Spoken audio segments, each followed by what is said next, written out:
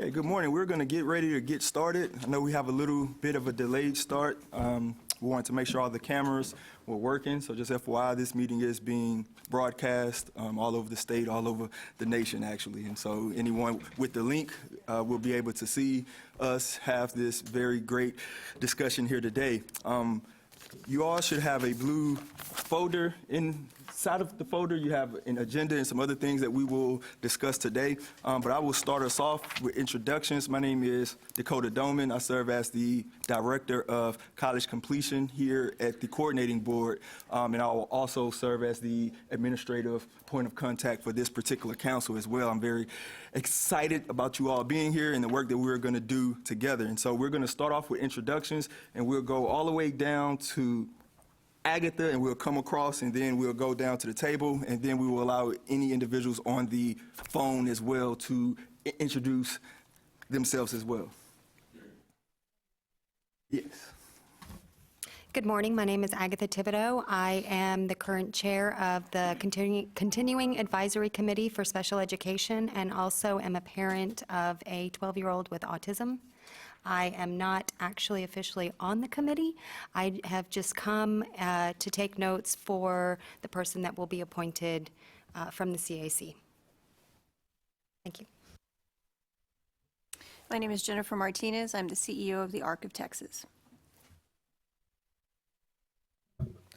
My name is Christine Price, and I'm the director of the STEPS program at Austin Community College. Hello, I'm Jennifer Alexander. I'm the Associate Commissioner of Special Populations and Monitoring with the Texas Education Agency. My name is Amy Sharp. I'm the Director of the Texas Center for Disability Studies at UT. Hello, my name is Linda Litzinger. I'm with Texas Parent to Parent. I'm a parent of a daughter born with quadriplegia and succeeded in grad school. Yes, good morning. I'm Sue Maraska, and I'm the director of Houston Community College FAST Academy. Hi, my name is Jolene Sanders. I'm the mother of a 15-year-old with autism, and I'm the director of advocacy and public policy at Easter Seals. My name is Jennifer Hines, and I am the State Neurodevelopmental Specialist for Texas Workforce Commission. Hi, my name is Robert Bazooka. I'm a graduate of Texas Tech. Good morning. I'm Deanne Lechtenberger from Texas Tech University. I'm the program director for the CASE program that stands for Connections for Academic Success and Employment, and I'm glad to be here. Hello, my name is Rhett Calvert. I am an undergraduate for computer science at Texas Tech University, and I am diagnosed with Asperger's syndrome. Good morning. My name is Dalun Zhang. I'm a director of the Center on Disability and Development at Texas A&M University. Hi, I'm Beth Stalvey. I'm the executive director at the Texas Council for Developmental Disabilities. Hi, good morning. My name is Leanne Godinez. I'm a vocational rehabilitation supervisor with Texas Workforce Commission from McAllen, Texas. Good morning. My name is DJ Puente, and I'm studying graphic arts at South Texas College in McAllen, Texas.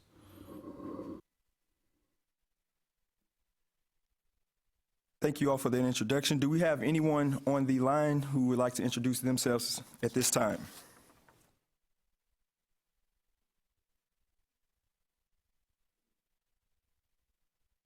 Asking at the end. Everybody might be waiting for someone else to start, but this is Kate Weir. I'll be speaking to you later. I'm the director of the Think College National Coordinating Center. Hi, my name is Jana McLean. I'm the at-risk counselor at Humble ISD's Community Learning Center. Awesome. Those are the two callers that we have on. I've been instructed to make sure that I tell the callers on the line, do not put your phones on hold and to keep it muted unless talking, because if not, we'll be able to hear everything, of course. And then once you begin to speak, please make sure that I identify yourselves as well. So thank you all for joining us, and as you all can tell, we have us 100% quorum, so I think that that's very fantastic, and again, thank you all for joining us here on today. The next thing we want to talk a little bit about is the purpose of us and how did we come to be here. So I will ask if you may put up the slides that I provided for the Senate Bill 1017. No. I think it's the one with my USB drive. Dakota, this is Kate. I'm sorry to interrupt you, but okay. Did you say the link would be on the top of your webpage so that we can see what people in the room are seeing? Or? Yes, if you go to our website, there will be a link saying that this particular meeting is in broadcast. Okay. Yeah, I'm not seeing that quite yet, but I'll keep waiting. Okay, as soon as I get a chance here, I'll make sure that I send you a link. I'm so sorry. I know you're doing a million things. Oh, no, that's okay. We'll make it work. Thank you all for being here. All right. Thank you, Dakota. Okay. So as you can see on the screen here, we are all here as a result of Senate Bill 1017, which directs us to form a advisory council on post-secondary education for persons with intellectual and developmental disabilities, IDD. And there are a couple things as a result of this bill that we will all have to do as a council. And as I look around and I hear about the particular things that you all have in terms of your expertise, I know that you will be able to accomplish the things that we have been asked to do. And so just so that everyone knows, I wanted to make 100% sure that we're all clear on the things that we are asked to do as a council, right? And so first, we are tasked with developing educational outreach materials to raise awareness in Texas post-secondary education. Next thing we're asked to do is study the accessibility of higher education for individuals with IDD and create recommendations on how to remove all of those particular barriers. And then essentially the third thing that we will be asked to do is highlight any information gaps that we may not have, and there are some gaps that need to be addressed. And you will hear a little bit more about those particular gaps when Melissa Humphreys from SPF gives her particular presentation. Can you advance slide? Thank you. I want to point out the specific things in the bill, again, that we are going to be asked to do, and just to make sure that we stay on track on doing those particular things. So Section 1B requires the coordinating board to update the inventory of all post-secondary educational programs on a yearly basis. Currently, we do that every other year, and so now we're going to be doing that every year. And of course, we will ask all of you who are at a particular institution to ensure that you get us all of the things that you all do so that we can add that to the inventory. Section 2B establishes the IDD Advisory Council. Here we are, so we can put a check mark next to that one. We have done that one, thank you. Section 2D provides that the members serve at least a 2-year term on the Advisory Council. So when I call you back on Monday, I don't want you to think, hey, I went to that meeting on Friday, I thought I was done with Dakota. You are committing to me now for 2 years, and I wanted to make sure that everyone understood that. All right. Section 2F requires each of the members of the advisory council to elect a presiding officer amongst the membership. So that presiding officer will not be me, it will be amongst your peers. I am very excited about that as well, because I will work very closely with that individual to make sure that the work of the council is going appropriate. And so actually after I complete doing all of the things that we have to do, the very next thing we would do is elect almost like in terms of a chairperson amongst you all, right? And so if you have an interest, then I will advise you all to go ahead and speak up. If not, I will appoint someone. No, I'm kidding, I can't appoint anyone. But I will strongly encourage us to make sure that we do that, okay? Advance slide. Section 2G1 Again, we have to study the accessibility of higher education for persons with IDD. There's a lot of different ways we can do that. We can do that in terms of those who actually attend an institution or a community college or even a certificate program. Of course, we can desegregate that out. We can determine their particular success as well in terms of the retention and the persistence and the completion. So there's a lot of different ways that we can do that. It'll be up to you all to say exactly how. Section 2G2, we want to provide advice regarding resolving the barriers to access higher education. Okay, as we all know, there exists a myriad of barriers. If we try to tackle all of them, our 2-year commitment would probably run long, but I know that there are a lot that we can address in the time frame that we have. Section 2G3, we want to identify, evaluate, and develop recommendations to address the barriers for those individuals who have also been in the foster care system as well, right? And so not only will we look at the individuals with IDD, we also want to look at those individuals with IDD who may have been inside of the foster care system as well. And then Section 2H, we meet at least quarterly at the call of the presiding officer. And so again, you can see that the individual who will serve as the presiding officer will have a lot of leadership in terms of ensuring that this particular body of individuals routinely convene. And we don't always have to come to Austin to do that. I like to look at all of you all, so please, if that's what we decide to do, then great, but as well, we can meet over the phone as well. You can advance, it may be the last. Nope, there's more. Section 2J, this also requires the advisory council to submit a report to the coordinating board annually at a time that is determined by us as a coordinating board. This slide right here is very, very important, actually, and it may have been a particular Freudian slip as the reason I almost forgot to include it. And so Section 2K requires you all, as an advisory council, no later than December 1 of each numbered year. Pop quiz, is this year an even numbered year? Yes, it is. So what does that mean? That means that we have a report due. Yes, exactly. Good job. This is an intelligent group. I feel good about it.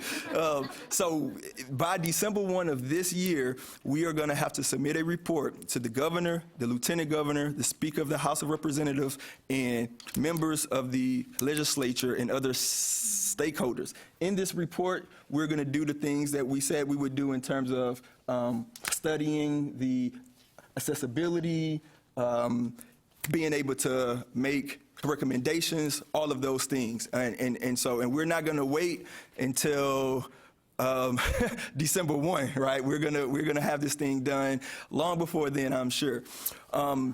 Section 2L requires the coordinating board to provide administrative support to the advisory council. And so that's where I come in and other individuals who are here inside the coordinating board as well, Ms. Horn and Ms. Foose and Mr. Matoyer, who you cannot see as of right now.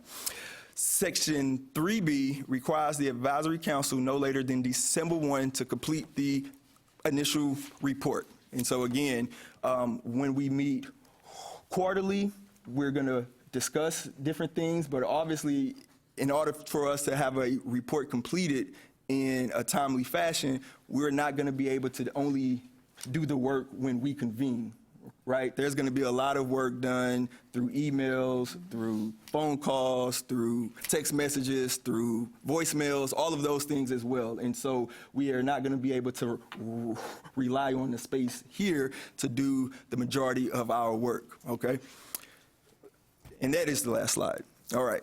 So before we move on, are there any questions or concerns about the roles of the advisory council? This would be a great time to have that particular discussion.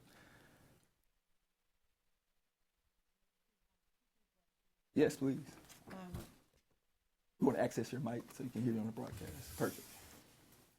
What door do we go out of if we need to use the facilities? Yes, great question. Okay. So you can exit through this door and turn left, and the facilities will be on your right in the middle of the hall. Okay. Also, since our audience is so small, can we hear who they are, please? Oh, yeah. Yes, that'll be fine with me. There is a request to introduce the individuals in the room as well, and so I will allow you all to make your own introductions.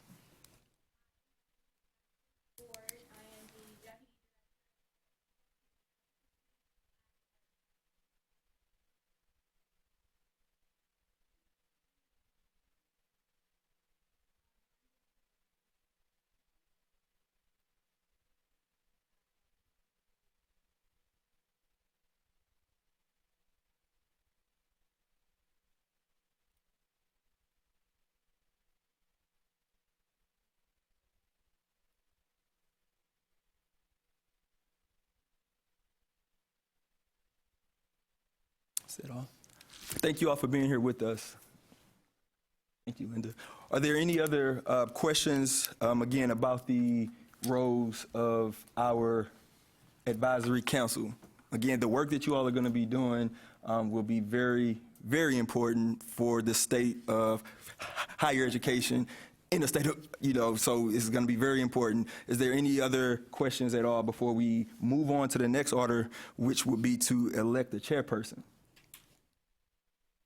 No other discussion? Okay, excellent. So, as I briefly mentioned, the chairperson will be the presiding officer of this council. That individual will work in conjunction with the coordinating board to make sure we meet quarterly and to ensure that we are carrying out the mission of Senate Bill 1017. Which is, of course, to do the report and to make sure everyone stays on track. This individual will also have the latitude to create subcommittees and make various appointments within the council as they see fit.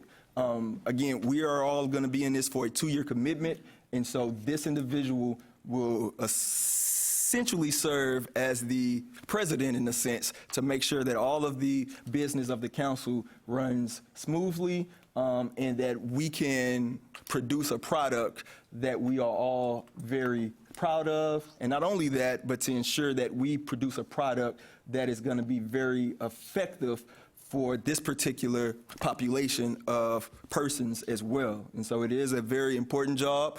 The job that I will have is to support this individual by whatever means that I can. And so I am excited to see who is interested in holding such a prestigious position. And again, just like the membership, this individual will serve a 2-year term as well. So if you don't like the person who becomes the chairperson, we are, for a lack of better words, be stuck with that person for the duration of the advisory council. And so I will open it up for nominations, and you can feel free to nominate yourself as well. This is Deanne Lechtenberger, and I would be interested in that position. Deanne nominates herself. Awesome.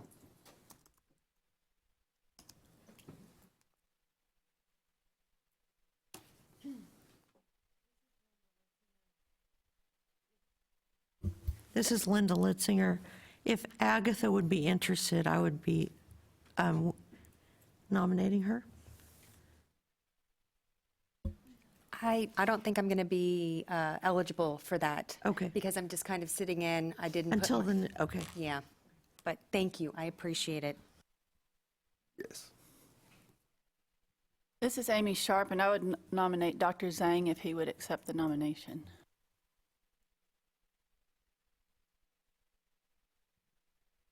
Dr. Zhang, is that smile in acceptance? Thank you, Dr. Sharp. I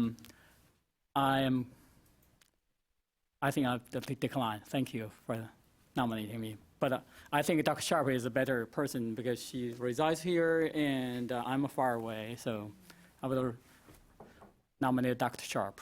So Dr. Zhang nominates Dr. Sharp. Do you accept Dr. Sharp? I do not. I'm sorry. This is Christine Price, and I nominate Susan Moraska. I would love to accept that. I'm in Houston, and I think, and also I highly feel that Deanne would be awesome. So thank you. Oh. Yes, thank you. I decline. Thank you. I have to take the minutes, so I'm trying to get all of the volleying that is happening right now. Okay.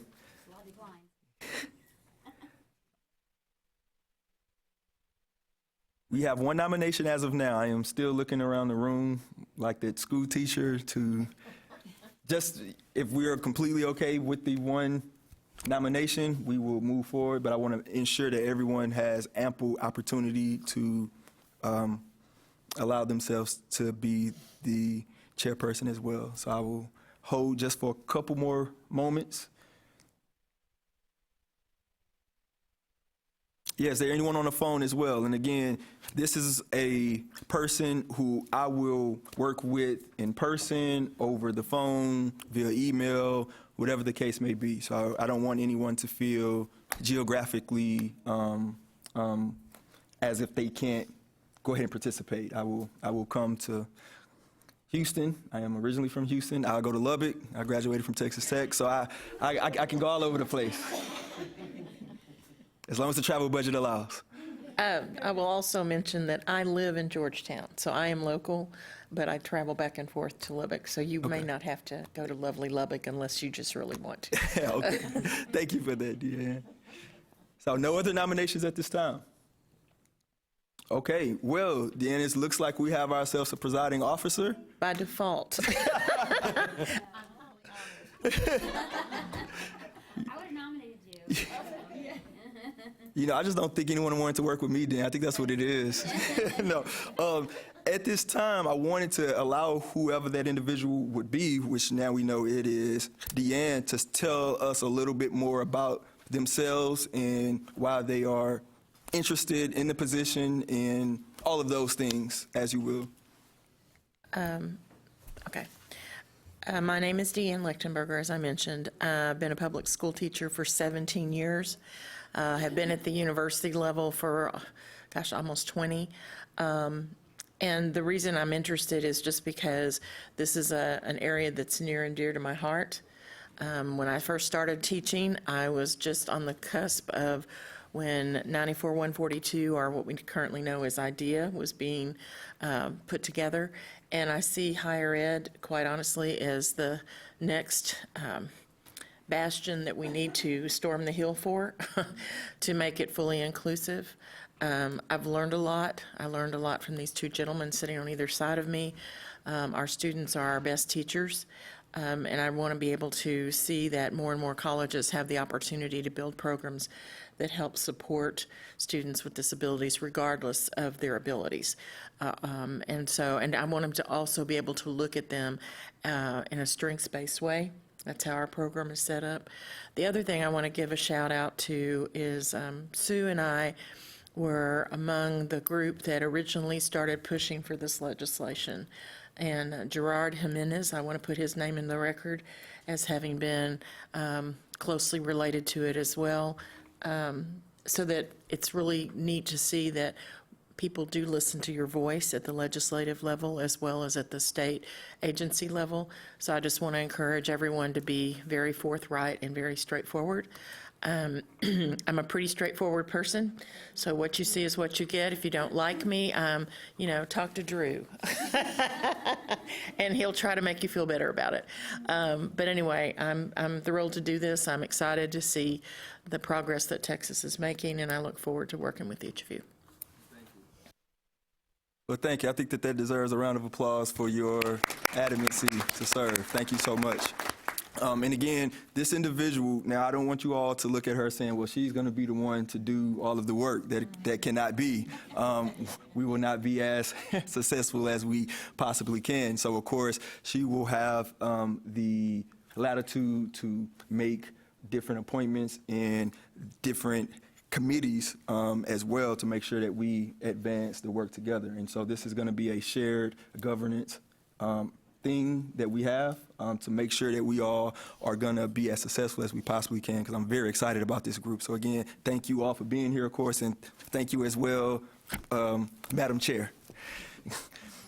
So next on the agenda, we have a data presentation by the coordinating board, and that is going to be done by Melissa Humphreys. I will allow her to come in her own way, but I'm very thrilled about the work that she does in her office, and perhaps she will be able to share with us a lot of things that we did not know, and perhaps she will also be able to contextualize some things that we do know. And so at this time, I will turn it over to Melissa. Thank you so much. Good morning, everyone. Thank you for letting me talk today, Dakota. I will say I started working on some of these data collection efforts in 2015, and some of you in the room were involved in that after, I think it was SB 37, HB 1807 passed in that legislative session in 2015. We began trying to start collecting some data with the hope that if we have the data, if there are inequities, that's something we can stand behind and present. So that's what I'm going to present to you today, is what we have currently here at the coordinating board, what data we're collecting, what surveys we have, with the hope that with this group here today, you can help us either tweak it some, change it. Really, we are looking to you all and your expertise to help us know what the best way to collect this data would be. Yes. Dakota, are we going to have access to these presentations somewhere? Yes, you will. So let me start. So we have 3 initiatives going on right now for data collection having to do with students in post-secondary education with an IDD. So first is data collected on our coordinating board management report. So we just call them CBM for short, and I'll explain a little more what that is. But this is the more quantitative data that we get. We get it from every institution in the state, all public institutions, for every semester. This is new. It was added fall 2016 after we got, that started after the 84th legislative session. The other thing we were required to do that is to start doing some reports of outcomes of students who are identified in our CBM system as having an IDD, and I'll go over that a little more later. Secondly, we do a survey of programs for students with IDD, and this right now is an online portal that our Academic Quality and Workforce Division is head of. I'll show you the details of that later. Actually, I think I printed out the actual questions that are asked on that. It's in your little packets. So when we go through that, you'll actually be able to see what we are collecting, and that is posted publicly on our website. And then the third is a recruitment survey. So when institutions log in to put in information about their programs and services, there's a question that says, are you actively recruiting students with intellectual or developmental disabilities? And if they say yes, they get a questionnaire. That is also in your packet. And so now I'm going to go over each one of these a little more in detail. And as I'm going through, please be thinking about what we have now, or if there's any tweaks that we could do that could help you for the report, or the things that you're required to put in the report. Because that's really what I'm here for, is to support the data and research for this. Yes. As you go through these, can you let us know at some point if private colleges who accept federal and local funds are part of any of these programs? So we do not collect any information on this from the private institutions in Texas. So that's something we do not have. This is only the public four-year institutions and community college. but it's a very good question. Any other questions before I start? And feel free to ask questions as I go. I do feel like questions are best asked when you have them. So first I want to explain our CBM data. So this is the Coordinating Board Management reports that we get from every public institution in the state and every semester. So it's information for undergraduate students, for graduate students. We get it for academic courses, technical courses, but also continuing education. So we have 3 reports where we are collecting enrollment information. We also collect a lot of information about student demographics. We have all course taking information for students who are taking academic or technical courses, and graduation information. We're also able to link with a partnership with the Texas Workforce Commission. We can link our data with employment and licensure data. So that's something else we have been asked to do in the past with SB 37. However, and you'll see the numbers in a second, but we haven't had a high enough number of students yet to be able to track too far out without violating FERPA. So as the semesters go on and we get more information and institutions are reporting better, our hope is that we'll be able to dive in a little deeper about outcomes. So this is tiny, I apologize, but in your packet on the first, I think it's the first thing, it's Rule 4.12, I think. Within that, on the second or third page, these items are in there if you want to look at them in particular.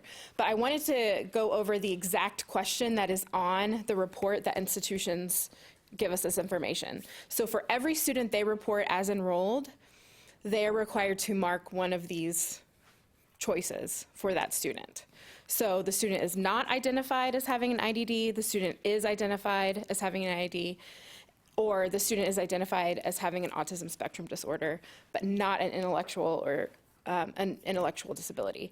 So when we began this work, we realized we don't have the expertise within our agency, so we did convene a group of folks who, of experts, advocates in Texas who helped us come up with some of this and helped us kind of understand what the intent was behind. And part of what we learned was that one of the questions that the legislators had and advocates had was specifically autism spectrum disorder, students with autism spectrum disorder. And so that's why it was separated out. That was separated out after we met with folks from the community. And I will say these are mutually exclusive. So for every student who is in our system, only one of these options can be marked.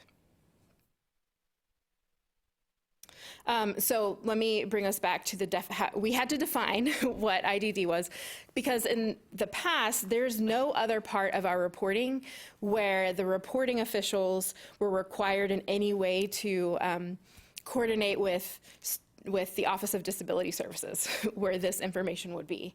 So we worked really hard to come up with clear definitions, but also to advise schools and especially the reporting officials how to share this data safely.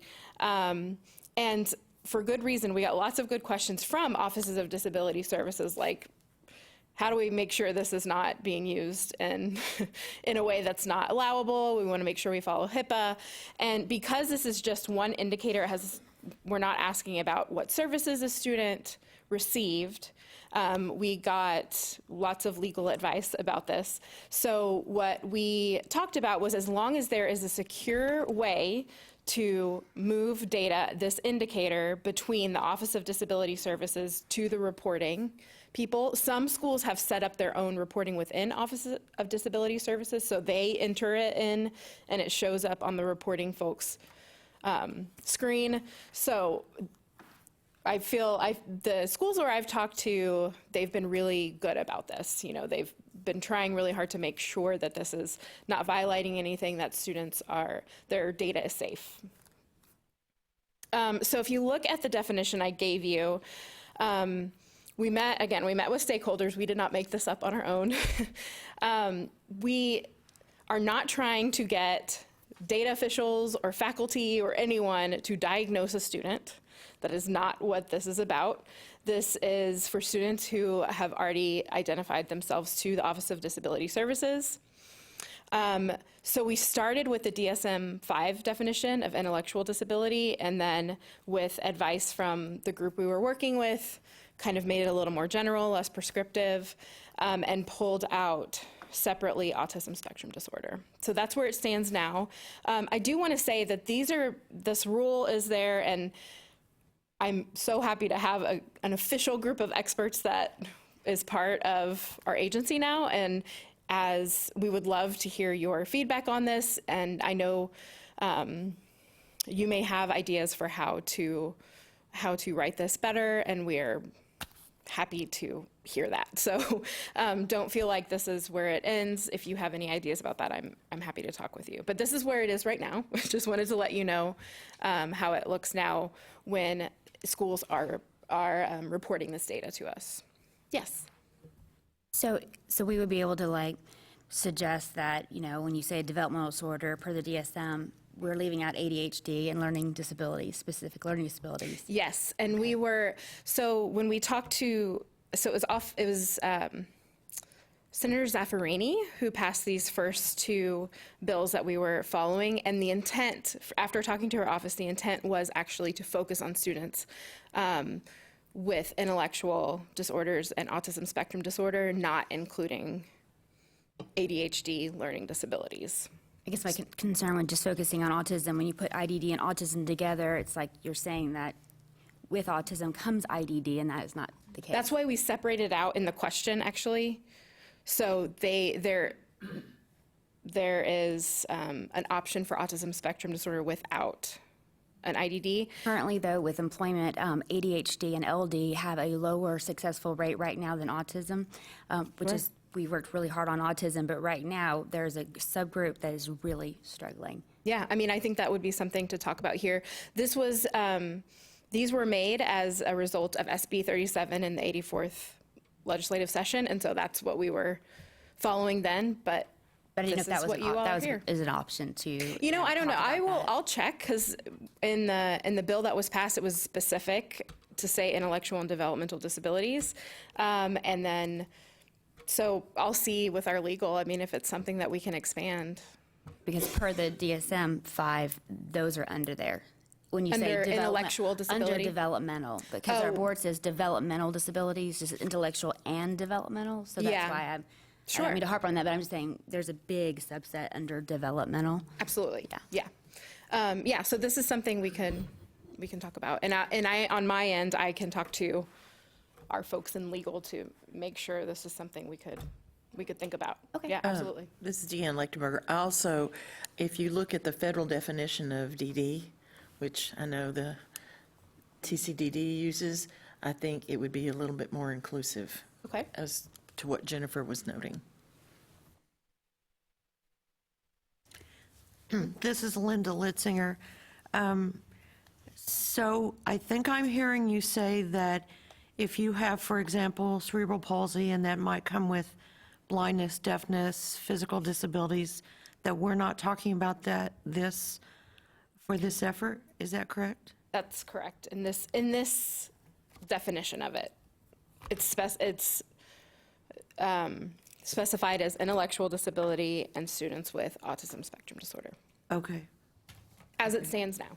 Okay. I work a lot with people who are deaf-blind, and that's why I'm very concerned. Sure. Thank you. Okay.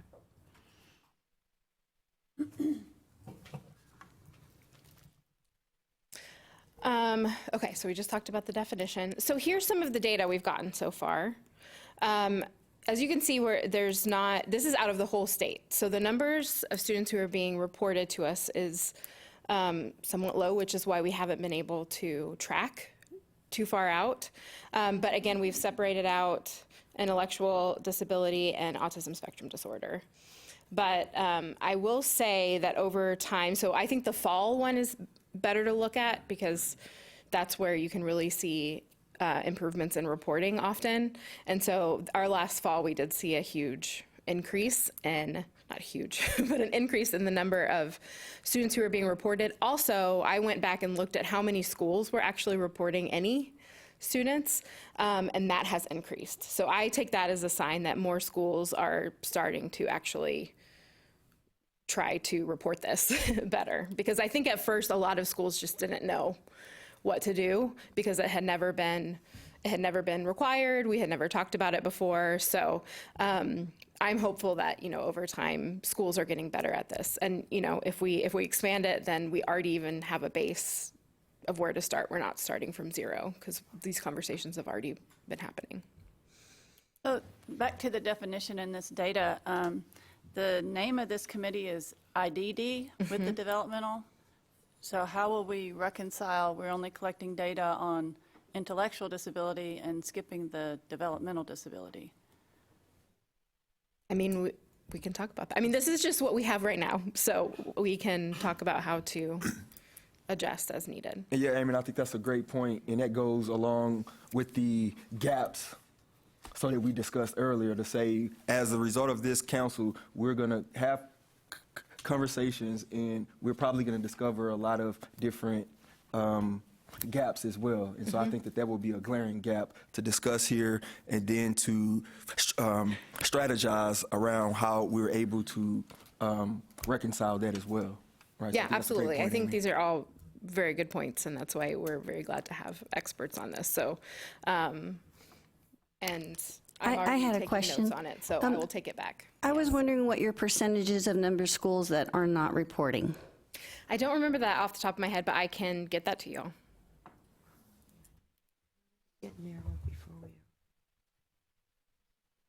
And we did, when we first started, I did make some calls those first few semesters, like for those that were just reporting. So we have two questions. I'll get to the other one. The other one is about whether the student was ever enrolled in a transitional program or program specifically for students with an IDD.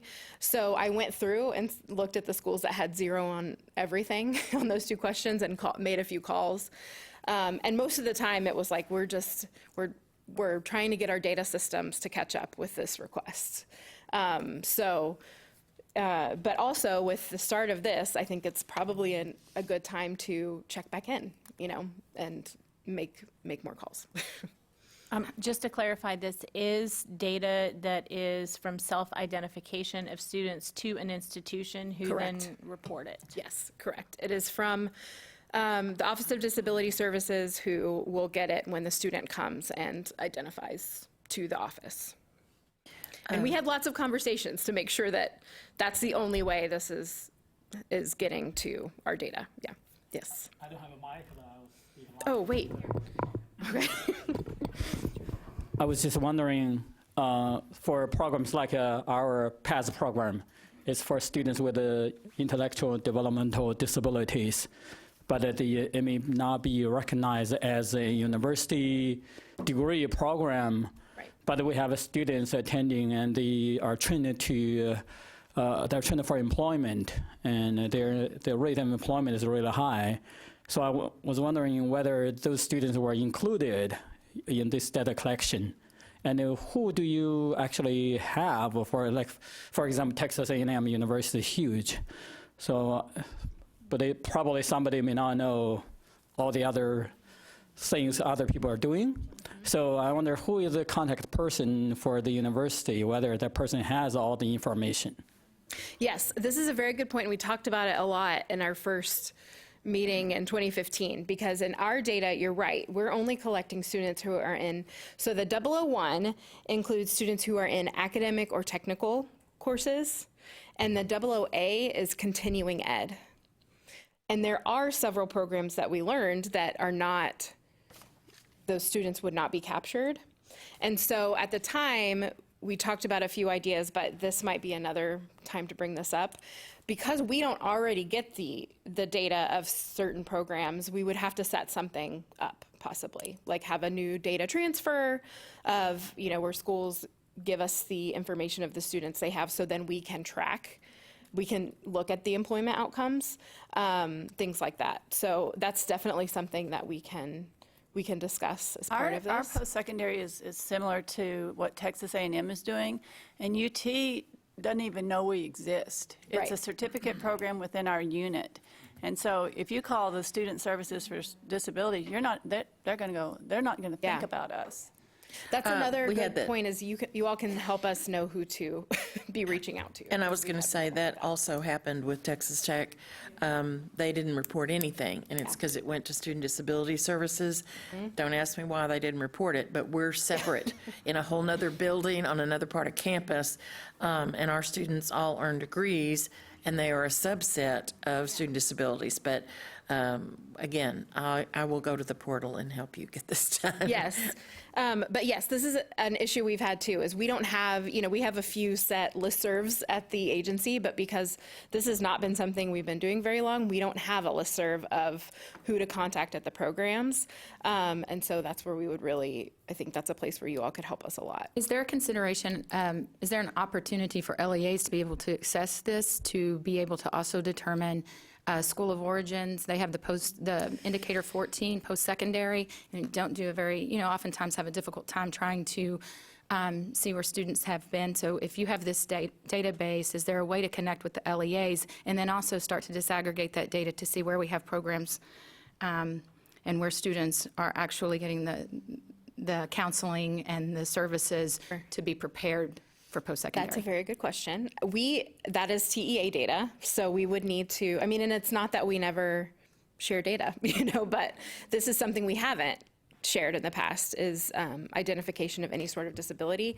So, but that's something that we could definitely talk about. And have the opportunity to write in some rules and agreements and processes to be able to have some of that reporting connect. Absolutely so something we should talk about. Great, Yeah, thank you. And especially noting that one of the things that needs to go into the report is to discuss accessibility for students going into college. And for that, I think knowing where students are coming from after high school will be a big piece of it. So we had the same issue at Austin Community College, and last year we started working with SAS, which is our Office of Disability Services. It's called Student Accessibility Services. I love the name change, very progressive, but nobody knows what I'm talking about. So our Office of Disability Services is called SAS, and we started working with them. So every student that I enroll, because it was very much the same, where our program, the rest of the college didn't know we really existed, things like that. So I started working with SAS. So every student I enroll, I send their paperwork over, because they have to have documented disability to be in our program. So we send that over to SAS, and they input them into the system so that they also will be reported. And that's worked pretty good, I have to say, with very little extra work put on to our program. And so Well, and that may just be a nice something that data. you all write up as a recommendation, is is suggestions for how to start making these connections, because that's what on our end, that's what we see all the time, is this part doesn't know this part, and definitely the data people were like, I don't know any of this. So then those are the people we are trying to get to report correctly. So I think that is another opportunity for you all to really help us. Sue Maraska, Houston Community College. Do you have a list that you can provide to us of who has been participating? Because I remember the very first year that we were doing the collection, it went straight to our student services, I believe, and ADA, and no one really. I was the one kind of educating them of what this was about, and I was very involved in that data collection that first time, and I filled out the part about because we had a special program, right. But after that was done, I've never seen anything since, and then a year later, I just happened to go to the coordinating board and happened to see the report. But if you're doing this annually, I haven't seen anything since, and I'm getting a little concerned now because I'm wondering are you getting data from Houston Community College? Because I know that, just like Deanne and Chris said, the Vast Academy does not, our ADA offices do not have access to who's attending our programs. No, that's a really So good we need question. to really look at who are you sending it to fill out the data? Because we have institutional research, and they were involved that first year. our institutional research, our ADA, and I educated them as to what this was all about, and I was involved, and I filled out the information, but then I never saw anything since, so I'm just kind of wondering, what are they submitting? Because if they're only submitting things from ADA, they're not submitting our data of who's in our program and what our students are doing, so. No, that's a good question, and I will check. So again, so far, there have only been a couple of actual reports, and that has to do with the recruitment survey, which we will talk about in a little bit, because that's what was written in the original legislation. However, we haven't yet been able to do much with the data itself, other than just say these are the numbers of students who have been reported, because the ends are so low. But that's not to say this group in here, we could maybe talk about I think it's a really good question to talk about how many institutions are not doing anything, how many have we not heard from since that first rollout. I think that's a very good thing to be thinking about. Excuse me, I have a question / observation. So going back to the numbers that are being counted are those who are self-identifying. So there, potentially could be more that we're certainly not capturing. Sure. And so I know that we are to create outreach materials about post-secondary opportunities, and so I don't know if this has been a consideration, and you can speak more to this, but so I have this question, do we include in there to recommend that people self-identify, but how do we balance that with also allowing them the choice to identify or not identify? But at the same time, some students may not know that, if there's not a really robust outreach on a campus. Sure. So I just wanted to ask if that had been a consideration. We haven't gotten that much into the outreach part of it. The recruitment survey is the most we have, and I'll show you some of the results from that. But that really has to do with more students who are coming into college, like trying to reach students who are considering coming. But that's a very good point, and something that, again, maybe that would be a good survey, and we can talk about that. Linda Litzinger, Texas Parent to Parent. When you recruit, are we saying just autism, just ID on all the recruiting materials? And then when somebody picks up a report that says IDD on it, first of all, as you're being recruited, do you know that they've limited it to just two diagnosis? And second of all, when the legislature or anybody reads the report, do they know when they see the word IDD that we're only talking about two diagnoses out of hundreds? Right, in the report so far, so that's something, the report has been written by CRS, so Dakota's division, and I do believe it links to the definition that we include, and then has the outcomes of the survey. And I think we can skip ahead to this if you want. I'm sorry. That's okay. I would rather do it this way. It's more engaging. So the recruitment survey, as it is now, it's kind of attached to where the schools log in to report the services and programs that they have. And then one of the questions within that is, within the past year, has your institution taken steps to specifically recruit students with intellectual and/or developmental disabilities? And so this, I believe, does not link to our definition. The definition really is more applied to the data collection on the CBM, but these surveys have been more how the institution interprets it. So I would say most of what we have right now, if you go onto our website of the programs, they're programs like VAST and STEPS, and there's not as many programs that might be for students with a learning disability, say. So that's how it's been interpreted to this point, but not to say we couldn't expand the language if that's where the direction that you all would like to go. But currently, this is the question that leads to an institution filling out the rest of the survey, which I believe is the third page in your little packet I gave you.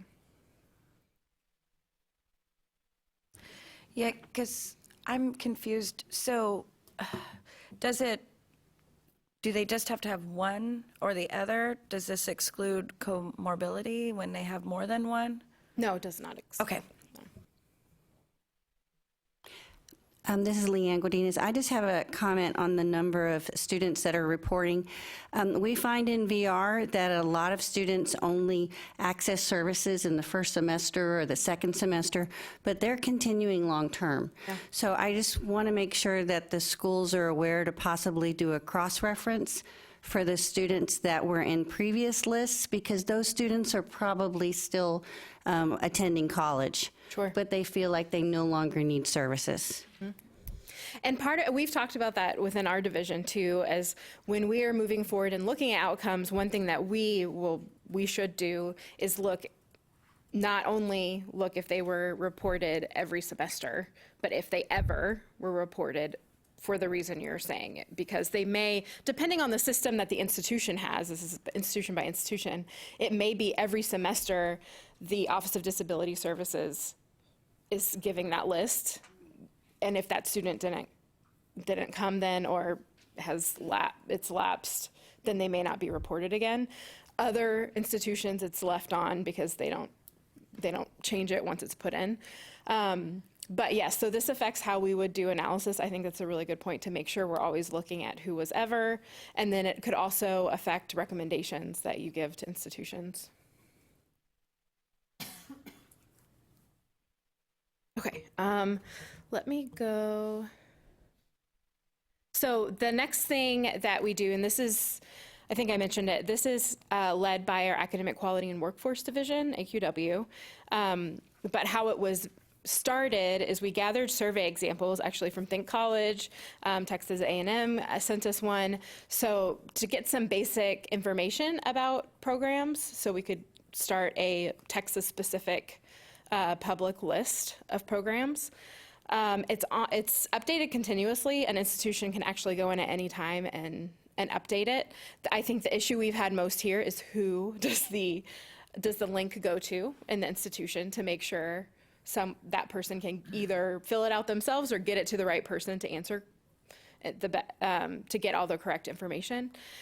So currently on the list, and if you Google THECB, I think IDD programs, it should come up. 14 schools report having a post-secondary program for students with an IDD. 23 schools report providing services for students with an IDD. And in your second item in that packet I gave you are the questions that are asked of the programs.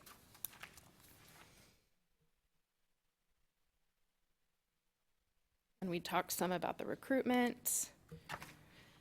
So from the recruitment survey, the last time this was updated was 2018. So 81 out of 102 institutions in the state responded. Out of that 81, 26%, 21 institutions reported that they did engage in some sort of recruitment. 7 said they recruited for a specific post-secondary program. 10 recruited for general academic courses only, and 4 recruited into both a program and into general courses. These are the most commonly reported recruitment activities from the survey.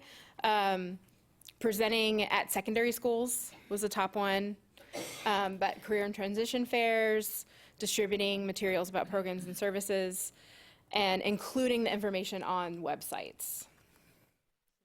Those are the top ones. We did ask what the most successful recruitment strategies they thought were. Transition fairs were mentioned a lot. And then these partnerships seemed very important.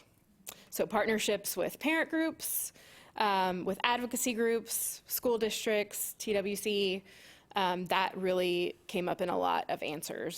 So I think even though not many answered this, I mean, I think we could take something from this in any sort of recommendations, because this seems to be the places that are filling this out and are recruiting students are just always mentioning which partnerships are the most important. We also asked, what are the limitations you have to this recruitment? Insufficient time and resources from the institution was a big one. Transportation issues, under preparation of incoming students, and lack of financial aid for some of these programs or any sort of financial support for some of these programs. So moving forward, and we've kind of talked about this throughout, which I've taken a lot of notes and I really appreciate all the ideas already. But so now that you know what we have, I think we can leverage things in different ways. I think we could adjust the things we have. I think we could also, add more data sources. I think TEA will be an obvious one to talk to get some new data to connect to our data. Also surveys. I mean, that's something we use. I'm calling them surveys because we wrote them as that, but right now they're on a portal. So a student clicks on a link and fills it out. But we also are able to send surveys to every institution. If there is something that we don't collect now that you think is really key to what your charge is, we can absolutely help with that. We have the resources here to send these surveys out and help develop them. So that's really what I wanted to get to you all today is one, what we have, and two, to know that we really want to get your input and we're willing to support you however we can. So thank you. And I'm sure when we'll send out the PowerPoint, I'll put my email in it too. So as you're thinking, if you have any ideas, just send them to me and I'll get with Dakota as we get further along in the process to make sure we're getting things done as we need to. I will say, when is the report due? The end of this year? Yes, it's due on the 1st of December, but typically the way things work here at the coordinating board, we would definitely want our board to have a look at it, and our board will convene in October, which means that we would probably need our report due somewhere around the beginning of September. So you can forget about the December 1 deadline, and let's just go with September 1. I think that would be most appropriate. Yeah, and so if there are any things you want to make sure we have in this first report, we'll talk about what is feasible actually before then. Is there a new survey we could do quickly? We couldn't. I can say we can't change totally what we are collecting on the CBM. That takes a few semesters to kick in, so that probably wouldn't happen. But there are other things we may be able to get together before that deadline. Mm-hmm. This is Linda Litzinger. Is the bill just about programs within programs? Or is it about a student goes to college, they identify themselves, they have JAWS for their vision, but they need sheet music for their music major to be more accessible to their eyes, to their vision? I mean, is the bill just limited to these special programs that are within our colleges, or is it bigger than that? I don't think it limits to Okay. a specific program. I think that Okay, it's so just right now about- the data is about the individual programs. No, not all Is of it it. bigger? Okay. Yeah, it's bigger because the only reason we added the specific program is because we realized that in the data collection, we often weren't reaching Okay. that group because they weren't in the data. But Okay. in general, we are still getting So information. the that only are in limitation general. of the data right now is diagnosis.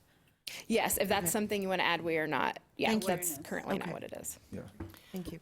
And I realize that we may not be able to collect new data and have it in a report by September, but I do think that summarizing this discussion here this morning is really important to highlight all of these issues and how the numbers that you're looking at are really not what's really going on.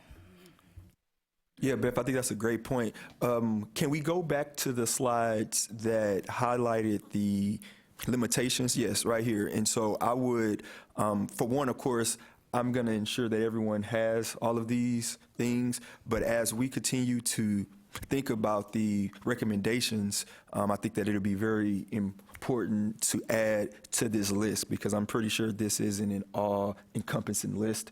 And so I'm sure if we were to go around the room right now and ask to add to this list, we would be able to do that. I won't ask that just for the sake of time, but I do ask that you all consider the list here and then to add to this as well. And then if we go back a slide before this, And again, I think the same can be held true for these as well in terms of the successes.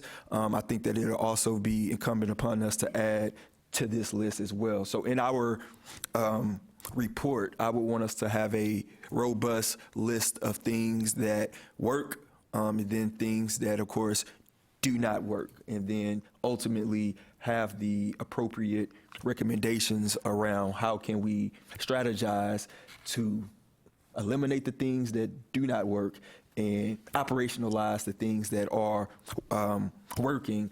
And I know it may be tough because our state is huge. It's almost like its own, it's its own country sometimes. So the things that work at one institution may not work at a different institution per se. But I think that it's important to highlight that, especially in the report, so that that particular report can serve as a resource guide for those in the field doing the work. Yes. Can I suggest that we collect a different set of data?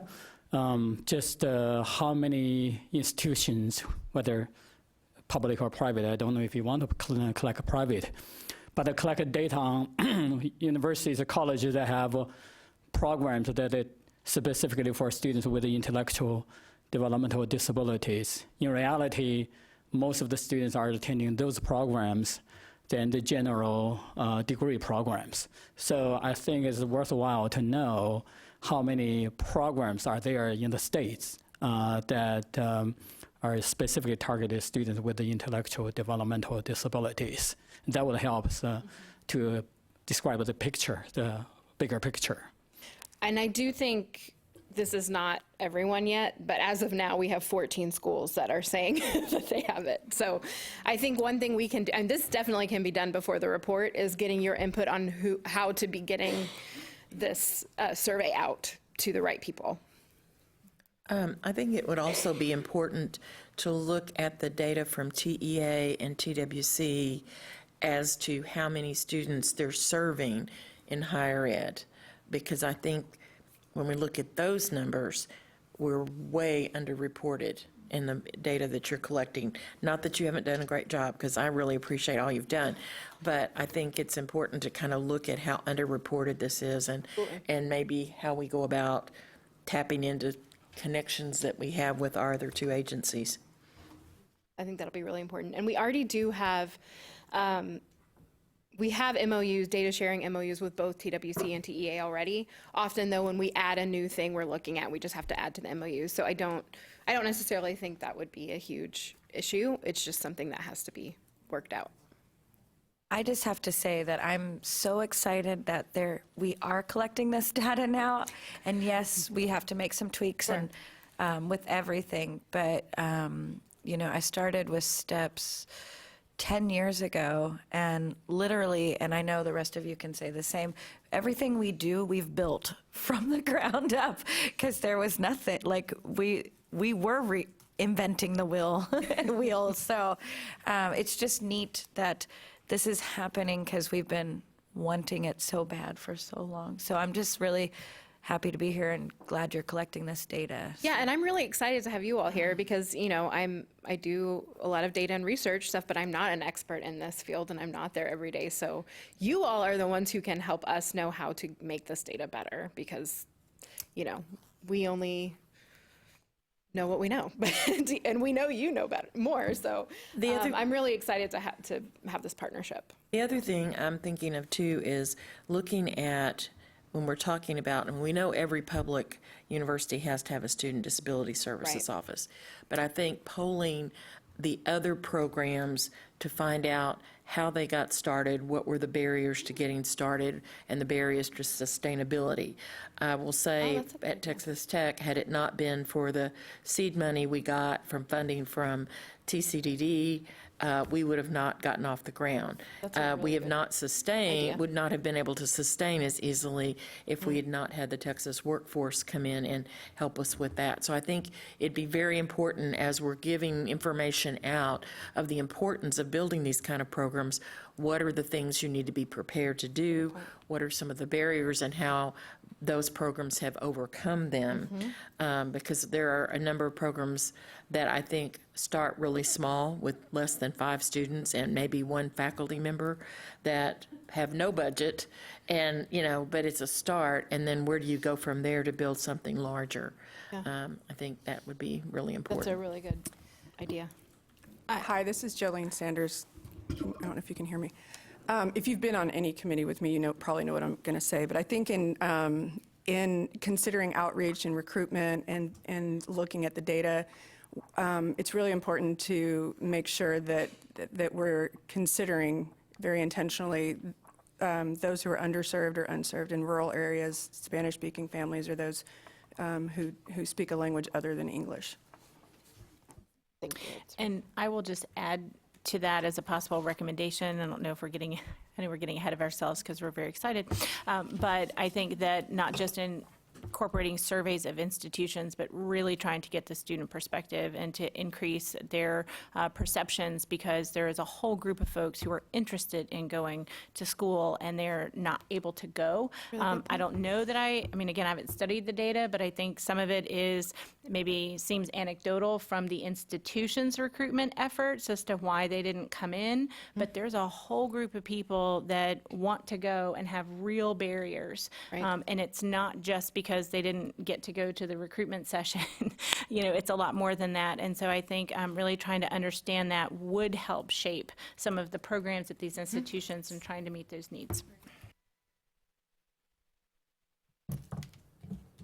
Okay, thank you all. And again, when we send this out, I'll have my email address on it, so you always feel free to reach out to me, and I'm sure we'll be talking again.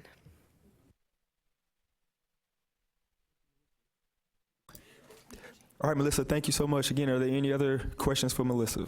I think we did a great job at getting a lot out of her. Thank you so much. We really appreciate that. Next, we are going to hear a presentation from Kate Weir from Think College. I've had an opportunity to speak with her a couple times, and I know a lot of you in the room has had the opportunity to work with her and her organization, and they do a great job at being able to provide a national perspective of the work, that is going on. And so I thought that it would be a great idea to have her come and present the work that they are doing and the ramifications of that work for the state of Texas. So at this time, we will hear from Kate. Kate, are you there? Yes, I am. Perfect. I will turn it over to you. Okay, thank you. So I will go over my slides, and if there's somebody there in the room that would just say next slide. You guys are moving forward for me? Yes, right? There is. Okay. So is it, and the slide presentation is up currently? Yes, it is. Okay, all right, thanks.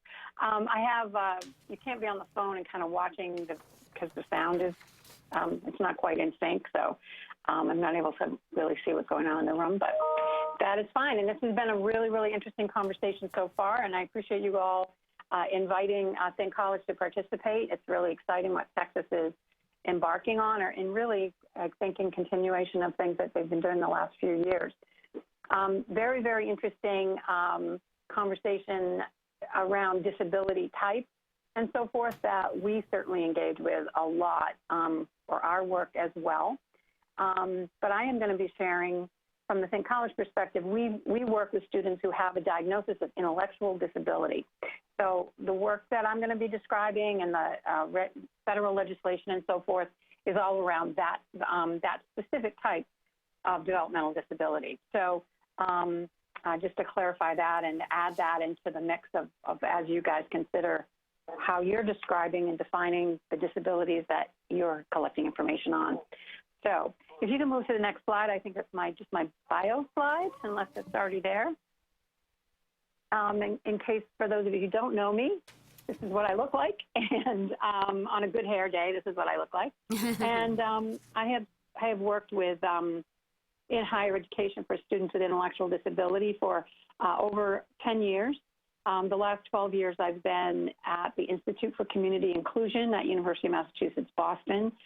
where we have had multiple federal grant projects related to the increasing opportunities for college experiences for students with intellectual disability. And as I mentioned when I introduced myself, I'm currently the project director for the Think College National Coordinating Center. That is funded by the U.S. Department of Education.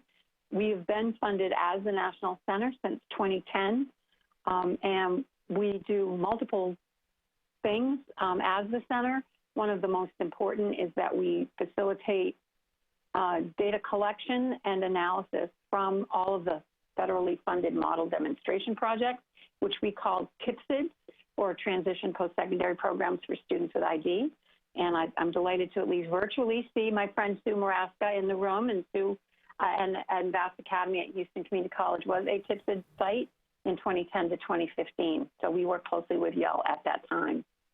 So, and we are expecting there to be, we just heard from our project officer yesterday, that there will be a new competition for THECB that will come out this year for funding for FY21 through 25.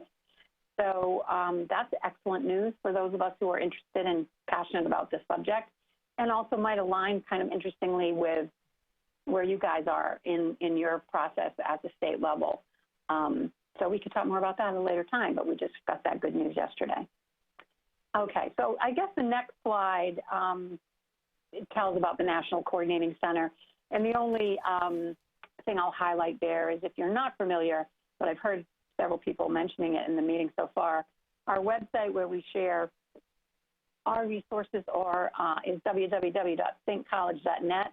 The slide just illustrates, that's just a screenshot of our homepage, but we hope that we have many, many helpful resources. And the section that you guys might be interested in exploring, because you're working on this comprehensive statewide initiative, is our work that we do to collect the other statewide work that's done, either legislatively or through committees and consortium and so forth. So if you go to the What's Happening in Your State page, you'll not only be able to see what's going on in Texas and keep me up, we can keep it up to date as you provide us with more information if you want to, but you also get some examples of what other states have done. So that may be useful to you in the long run as you work. Next slide, please. And I do know it's very hard to listen to a disembodied voice talking to you over the phone, but but I will try to take a breath every once in a while, because I really do welcome your questions and comments, and so I want to make sure this presentation is useful to your work. This next slide just will remind some of you, or inform those of you who have not been as involved in really what was a pivotal moment in the movement to increase opportunities for post-secondary education for students with intellectual disability. And that was when the Higher Education Act was reauthorized as the Higher Education Opportunity Act in 2008. And so for the first time, students with intellectual disabilities specifically were mentioned in that act, programs to specifically support those students with ID. And as some of you guys have already been describing in the meeting this morning, these are programs that are typically non-degree certificate programs for students who would not or do not meet typical entrance criteria, but they are designed to be inclusive programs that in all other ways are very, very typical to the typical college experience that other undergraduates are having. So the definition for the Comprehensive Transition Program is in the Higher Education Act. It provides access to federal student aid for students who have an intellectual disability who are attending an approved comprehensive transition program. So once you've been through the approval process, students who do not have a regular high school diploma and are not matriculating towards a degree are still eligible for federal student aid if they are attending a comprehensive transition program that's been approved. So that removed a couple of barriers to federal student aid that had been in the way of students with ID in the past. It provided this funding for the coordinating center that I direct, as well as these model demonstration projects. There were 27 funded in 2010 to 2015, and we currently have 25 funded projects that have been operating from 2015 until they will wrap up their 5-year grant cycle at the end of September 2020. And as I said, there'll be a new competition for another 5-year grant cycle. We've also worked on the development of model accreditation standards. We've been working on that extensively at the National Coordinating Center. It's one of our key activities. Those also are, I think, a good guide for people who are looking at program development and program improvement, because we do anticipate that there will be a process by which programs that serve students with ID will be accredited in the future. We hope to see that in the next, I hesitate to say how many years or months, but we really hope that that will become a reality for our field and align these programs with all other higher education programs that are also accredited. And we do a lot of data collection. So I really felt, the room, it's so complicated to collect data on, and you guys brought up some great questions, concerns, and ideas around the data collection in Texas. But if there's any way that you think we can help with our experience collecting data from the model demonstration programs, that's one way we collect data. That's our much more intensive and extensive data collection effort. But we also maintain a database for the country, similar to what you all are maintaining for Texas, around the number of programs that are specifically serving kids with IDD. And our database currently has 11 programs listed for Texas. So we don't match up with your 14, so there may be some that could be added to our database as well. But we do focus on our database on programs that serve kids with ID, again, and not the more global IDD or other types of developmental disabilities specifically. Next slide, please. So this slide just highlights for you, and I'm even on the phone over here in chilly Charlotte, North Carolina, which is where I'm sitting today, I can really feel the excitement that's in the room there. So that's really cool, and I think part of the reason that we all remain excited about this, these conversations, is because it's been an area of real tremendous growth for individuals with disabilities, particularly those with intellectual and developmental disabilities, to have new and constantly improving opportunities to continue their education after high school. And the outcomes that those programs are seeing are very, very encouraging. And so this slide, it kind of illustrates where we've come over the last 20 years or so, it represents that. And you're just part of it with your commission to push things even further along in your state, and I'm sure will be an example to other states as well. So if we look at the next slide, this is a map that probably a lot of you that follow us have seen or have ever been to a presentation, because we put it in pretty much every one of them. But this map illustrates where we are today with college options for students with ID. And as I said, we do have 11, so we'd be happy to compare our lists and see if there's things ones we have that you don't, or ones that you have that we don't, and make sure that matches. We do get a lot of traffic on our website and to this particular part of our website, the college search section. So in terms of outreach, certainly what you're going to do there at the local and state level is going to be awesome. But if there's any way that you can leverage our website to do your outreach and making sure just that level of awareness of what's available in Texas, we're certainly happy to help you in any way that we can by adding any of your programs that you would like to advertise through our listing. The other thing is, this is a really tiny thing, but I was thinking it while y'all were talking, we do have an email and a contact name for every program. Y'all probably do too, but just in case that's helpful, because I know some of you are saying you're not sure if you're emailing the right person. So if there's, if we can help with that, we're certainly more than happy to do that as well.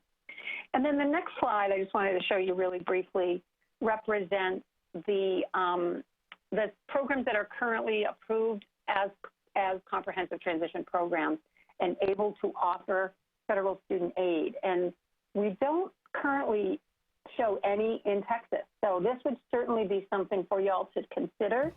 What would be the advantages and how you might want to look at, because I noticed on one of your barriers it was around the lack of financial aid resources for attendance. And so that is exactly what the Comprehensive Transition Program definition and process for approval is trying to address, is to remove some barriers to federal student aid that students with intellectual disability experience. The good news is that in the application process, we will walk any program through it step by step. We have an online module that you can go through. We have a template that you can download and fill in the blanks in terms of filling out your applications. We have examples of approved applications that you can cut and paste from or use as an example. We will read your CTP application and give you guidance before you submit it. So we really want to help people to get that status because it does help students. And the approval process itself is moving much more quickly than it used to. And sometimes in the span of just a few weeks between submitting the application and the approval coming, so that you can then offer your students that federal student aid. So that's, I think, really good news that that's moving along. And we've seen growth here. This number, just about probably 18 months ago, this number was more in the 70s, and now we have 104. So that's good news. Okay, I'm going to take a breath and see if anybody has any comments or questions so far, and then we can move on to my next slide. I would like to say a comment. Sue Maraska, Houston Community College. Hi, Kate. Hi, Sue. It's been a while. I know we see at State of the Arts conference sometimes. I just wanted to tell you and also everyone here that Houston Community College Vast Academy, I feel that we should have been on that list for the CTP years ago, but there were a number of reasons. I cannot mention exactly here, but I will tell you that in 2013, we did put together the application at that time, and there were some delays with our college that were out of our control, so we had to wait. And in the meantime, we had made some changes to our program, and we had changed our curriculum, and so now we are in the process. We have our application ready. There's a meeting already set up with our financial aid director so we can get that submitted ASAP. I'm hoping in the next couple weeks. So I hope, I'm hopeful that we should be a CTP, because I feel that we define what a CTP is. We were part of the group of the national consortium that helped, write the wording and the legislation to begin with. So we should be on there. And I know that I do want to mention that Think College has a link. You all have a link on your website that details the process of how to apply to be a CTP, and you have a lot of, I know you guys are reaching out to anyone that needs help with that in that process. So, and hopefully if we get funded, or when we get funded, hopefully we get approval, I'm more than happy to assist anybody, in Texas that would like to apply. Right, it'll be a great resource to your brother and sister programs there in Texas. Excellent. Well, I'm delighted to hear that, Sue, and it's nice to talk with you, at least virtually. That's excellent. Okay, so my next few slides just that's sort of some of the just overall national picture that I was asked to share. The next few slides really address a section that Dakota and I talked about in terms of work that your commission could do and will be doing to address the barriers to post-secondary education for students with intellectual disability. So I'll talk about that. I think probably there's many people in the room that know this as well or better than I can certainly say. But it's a way to sort of put them out there, and you guys can think about other barriers that you know of there in your state. And then we'll end with just a reminder that we're more than happy at Think College to help in any way that we can with this very, very impressive activity that you guys are beginning today. So this next slide just really highlights, I think, part of what we believe is so powerful about if you will, our mission and this movement that we're all a part of, because we really do want students with intellectual disability to be able to go to college and benefit from it, and that having opportunities as someone mentioned earlier, in rural areas as well as in urban areas, all different kinds of programs offering training and all different kinds of career paths, so that students have the same kinds of choices that everybody else does. But it really does more than that in terms of it impacts not just the students with intellectual disability, but the institutions of higher education that engage in this work and begin to offer this type of higher education to these students. It creates on your campuses, and I'm sure those of you who are operating programs can speak to this and see it every day, college students without disability, without intellectual disability, who have an opportunity to study side by side with individuals with ID, or to work with them on accessing campus activities and so forth. It changes those individuals as well, and I think increases their ability to understand the capacities and gifts that students with intellectual disability have as they grow into their own adulthood. And it enhances our future workforce because we are really hitting this untapped resource of the talent that students at IDD have to bring to the workplace. So with that being said, the next slide illustrates that we are seeing, and these are the data now that we take from the THECB program. So this is those 25 THECB grantees who actually, because some of them operate consortia or operate multiple programs in one state. There are over 50 colleges and universities that we are collecting data from for their college programs for students with ID. And we've just begun last year or so to be able to be allowed to collect longitudinal data on these students, and we're finding a 65% employment rate. This was last year. We're about to look at what we're getting now when we have the number of students who have graduated from these programs who are sharing data continues to grow, and so we are building that longitudinal data set. And 65% is good. You know, you think, well, that could be higher, but it certainly looks excellent compared to the 19%, which is the current national average for employment for adults with intellectual disability in the United States.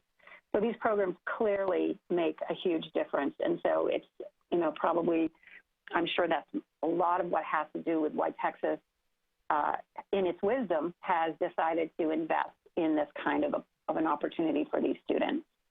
Next slide, please.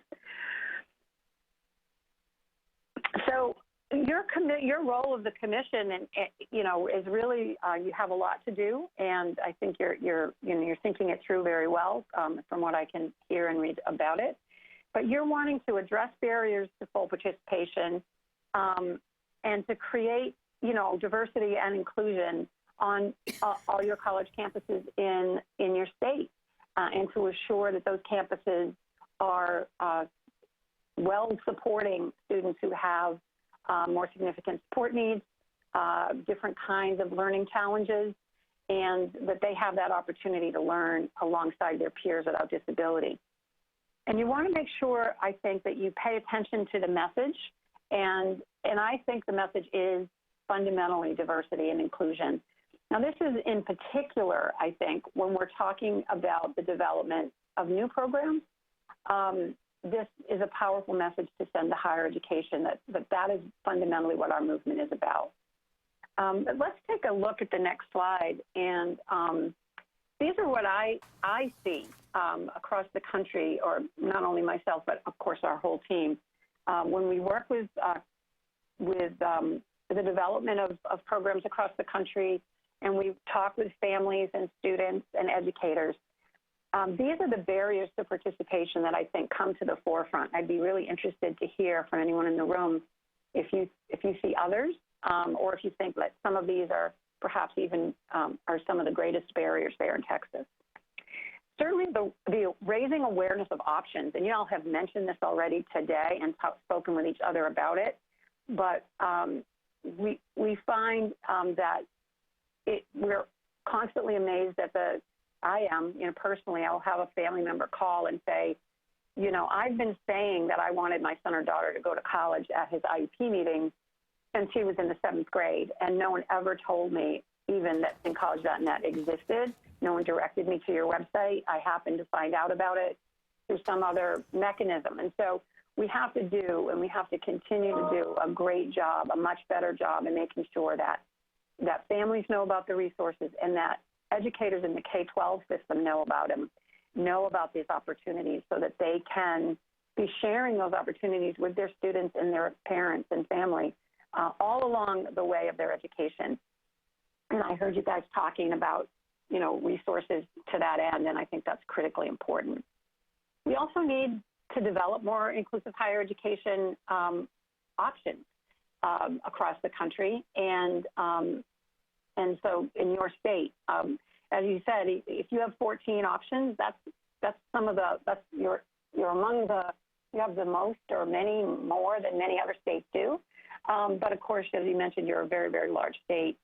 So it's not only the options that might be near a student, but it's also the options in terms of the kind of program it is. Is it at a 2-year or 4-year college? Is it residential? But what kinds of classes can you take? What kinds of careers can you study there?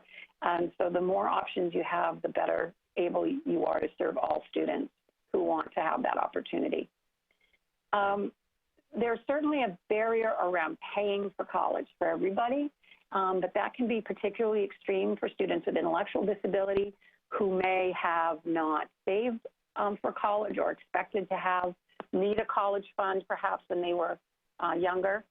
And we also find that this kind of goes to this last bullet or barrier that I show on the slide around coordination, because we find that sometimes there are conflicts and a lack of coordination between and among the kinds of resources that are available to students with intellectual and developmental disability that could help them to go to college, such as vocational rehabilitation, IDEA funding, adult developmental disability services, Medicaid.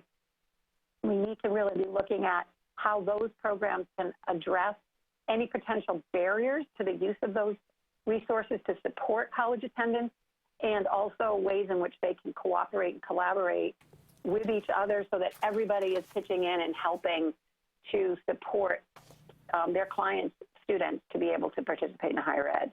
And there really are huge issues around transportation, and particularly if you are in a rural area, if you're not in an area with any kind of mass transit system, and if your college program doesn't offer housing, those transportation issues become very, very critical to be able to support students to get to and from the college campus. So what do you think about those barriers? Are those ones that you feel like you have there in Texas as well? Yeah, Kate, I'm seeing a lot of head nodding of yes. And so Good. I definitely think that those are and some. there may be others as well. And so, but I think that it could be a framework even for your report to sort of say, here's recommendations to directly address. But these do seem to be, as I said, nationally, these are some of the ones that we hear about the most. And then there are probably sub-barriers underneath each one of these as well. So let's go look at the next slide. And this is sort of our, as Think College, approach to thinking about what is it that we're actually doing. And I think it's so critically important, and this goes to my diversity and inclusion slide as well, that we make sure that when we're working in this field and the way we talk about it, particularly when we talk about it to people who may not have a friend with an intellectual or developmental disability, not have the experience that you guys have in the room, having a disability yourself, or working in a field, a profession that supports individuals. We really understand that students with ID and developmental disability have capacities and gifts, and we want to make sure that our language that we use when we're talking about it reflects that. And so I just put together this list of sort of the ways in which I think you can talk about what you're doing. It also resonates, particularly for higher education, in a way, so because you don't want a college that you'd like to start a new program, they're not starting a social service. They are, in fact, offering an educational opportunity. So you're talking about alternative pathways for diverse learners, not a special program. You're talking about creating opportunities for universally designed learning opportunities rather than making modifications, which those of you who work in higher ed, you know, modifications is kind of a dirty word. You're creating a desirable and transferable credential. And this is something we've worked a lot at the center over the last few years to think about what are students earning when they're leaving these programs. And Sue, I have to say that, you know, you guys have done well with that area in terms of the credentials students can earn. And we like to, you know, have students feel that they're truly part of the college or university as they attend. They're not attending a program, they're attending a college. And that program may, you know, is part of their experience, but they really feel like truly valued members of the campus community as well. Next slide. So when I was thinking about your work and you know, maybe a little bit about how we could help or how we offer, if at any point a national perspective seems useful to y'all. You know, I think if you create expectations for college throughout K-12, a commitment to inclusive learning opportunities on as many college campuses in Texas as you possibly can, to develop pathways to effective career development that leads to paid employment, to create access to meaningful credentials, and to have, and this is so key, this is, I think, fundamental and foundational, partnerships between and among all the representatives that you have there in the room. And I really was struck this morning when we were going and everyone was introducing themselves. I was like, oh my gosh, like everybody who was invited, I think, came to this meeting. And that just shows your commitment, which I think is wonderful. And those kinds of partnerships and working together are going to be critical to your work, I believe. So I'll just finish with my next slide with just a couple of students that I know that that attended college here in North Carolina. And the gentleman on the right, his name is Kenneth, and this is a quote from him about what it meant to him to be able to go to college. He's got his arm around his fraternity brother, and he found that he not only earned a great career when he went to college, but because he was fully included on all aspects of the campus community, he was able to make lifelong friends. I'm a friend with him on Facebook, and he seems to go to a wedding like every other weekend of somebody that one of his frat brothers or other people that he worked with and studied with in college. And that's really, you know, it's just a testament to the power of an inclusive higher education. So I'll just have you put up my last slide. I'm happy to take any questions. I know that lunchtime is probably looming and y'all might be thinking about that at this point, but I'll hang around for a while. If there's any questions, I'm happy to have people follow up with me with our email. So that general email on the slide just goes to our help desk, and that's kind of where we coordinate the technical assistance and email correspondence that we do with folks. And we do have hundreds of resources on our website, and we offer, as the coordinating center, we are able to offer free on-site and virtual technical assistance for any number of topics that you got. You know, don't hesitate to ask if you think it's something that we could help you with. We feel very fortunate that we are able to provide those services to people like yourselves who are willing to do the hard work of increasing opportunities for students, and we're happy to be able to support you in any way that we can. So again, thank you for inviting me, and I'm happy to take any comment or question that you might have. I have a question. This is Linda Litzinger. I'm very excited about one of your slides. It's number 12. There's a little blue box that says, create a highly desirable and transferable credential. And I'm wondering if you've seen any states pass out a list of every transferable credential offered in the state, like one list to every educator in high school, so that they can start to envision where they're sending their kids toward. And also, we've had a UDL bill fail at our legislature twice now. and the legislators don't really understand the point of inclusion. Just one or two, but they're the key ones. So I'm just wondering if you've seen any states put out a list like that to those two groups of people. Yeah, I think the credential stuff is really, it's kind of a hot issue right now for us. I think honestly, I said in the beginning, I've been doing this work for well over a decade, and early on, I think the credential that students earned didn't get the attention that it really deserved. It was just kind of like, oh, they get to go to college, but it's getting so much more attention, and I think very rightfully so. So I love your idea of kind of a list of the credentials that are available, and I think perhaps, I don't know that, I'm not sure that I would know if such a list had been created, but I haven't heard of that specifically. I do know that in the state of Florida, who has invested quite a lot at the state level in college education for students with intellectual and developmental disability, that they are really looking at the different credentials that students earn within those programs and making sure that they're tailored, for example, to work that's available in the region that the university or college is located, and that they do really want to make sure that those credentials are meaningful, that they're awarded by the institution. They're not just something that the program puts together, but in fact has been through an approval process. And the other thing that I'm seeing happen, and I think is really exciting, is workforce-specific credentials, being students with more significant disability and getting the support they need to get through those kinds of certifications, food safety certifications, LNA certifications.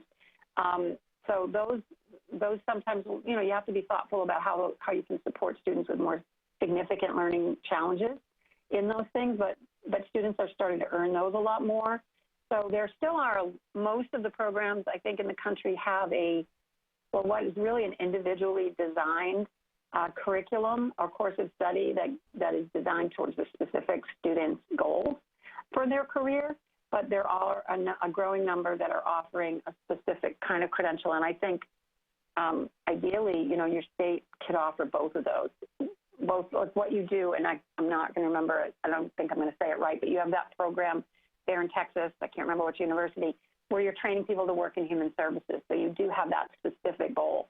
And then in other places, so those are the kinds of things that I'm seeing. But thank you. I agree with you that tagging on to that and seeing like the types of credentials that are available to be earned at these, within Texas would be a great addition or adjunct to the work that you're doing as far as your public awareness pieces. And I would like to add to the fact that, we've been doing this it'll be 30 years next year. So we started when ADA basically was barely coming out. Mm-hmm. So you can't, take a program that's been around, 3 campuses, 200 students, with all these years. And when we got our THECB grant, we weren't going to just start over and, have this full inclusion model.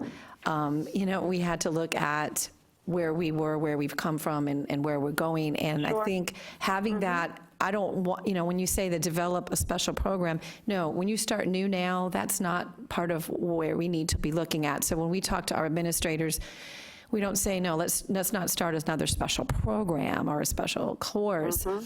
But what I do want to share that a lot of these programs, I know HCC Vast Academy is not the only one. Many of our programs, we offer, I'm looking right here at all these 60-30, 60-30. We know the goals of our 60-30 here in Texas, and one of the 3 objectives I know is marketable skills.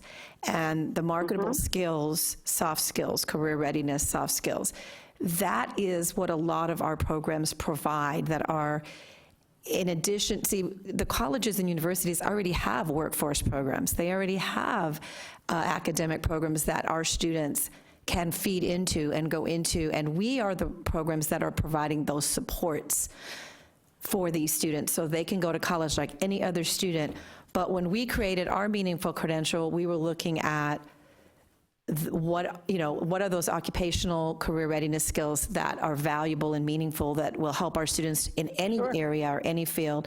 And I think, yes, we may have a special program, but we have been very successful at helping our students transition and get associate degrees and workforce certificates like any other student with those supports. And I think that, I just wanted to mention that the meaningful credentials are, the colleges and universities already have certificates. It's more, where do we start with providing those services and those natural supports so that our population can go to college and be successful like anyone else? Yeah, absolutely.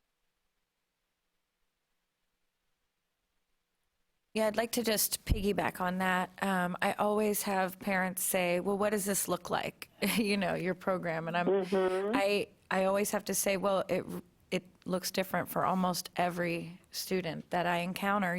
Some students are with us a couple months, or a couple semesters, and then they go on to regular classes because they really just needed to get some executive skills or really over the fear. But functioning academically, they were okay. And then I have a student who's been with me 7 years. It just takes one class a semester, and I think that's the way it's going to be because they're very happy with their job and everything, and they just like it. So, it looks so different, and I think the special programs will still be here, but I do think we need to advance it so that more students can be mainstreamed or taking traditional Right. I was really Yeah, intrigued by 100%. the way that you started off with your data collection by engaging disability services, because in a perfect world, hopefully we're all getting closer to that every day, there would be, this would just be yet another group of students that was getting support through disability services. I think we do have to acknowledge that there are students with intellectual disability and developmental disability who they do need an alternative pathway to and through college. That matriculation and those are sometimes a high bar, although, many students with the right support absolutely, earn those degrees and so forth in the typical way. But it's kind of like you just want it to be a typical experience for them with the supports that they need to be successful. Yeah, I'm always saying that a lot of the things we do with our students would help most students. And so I like this universal designed learning opportunities. I think that's going to be really key and something we should definitely focus on in this council. Absolutely. Yeah, and I think you're right. And it was interesting, when you start a program and you're thinking about it, it's kind of more like a support service than a program, really, or it's one of the options. But like you said, it benefits a lot of students. First-generation college students could benefit from the kind of supportive wraparound checks and balances that programs typically offer for students at IDD. So you're absolutely right. It adds a resource to the whole campus.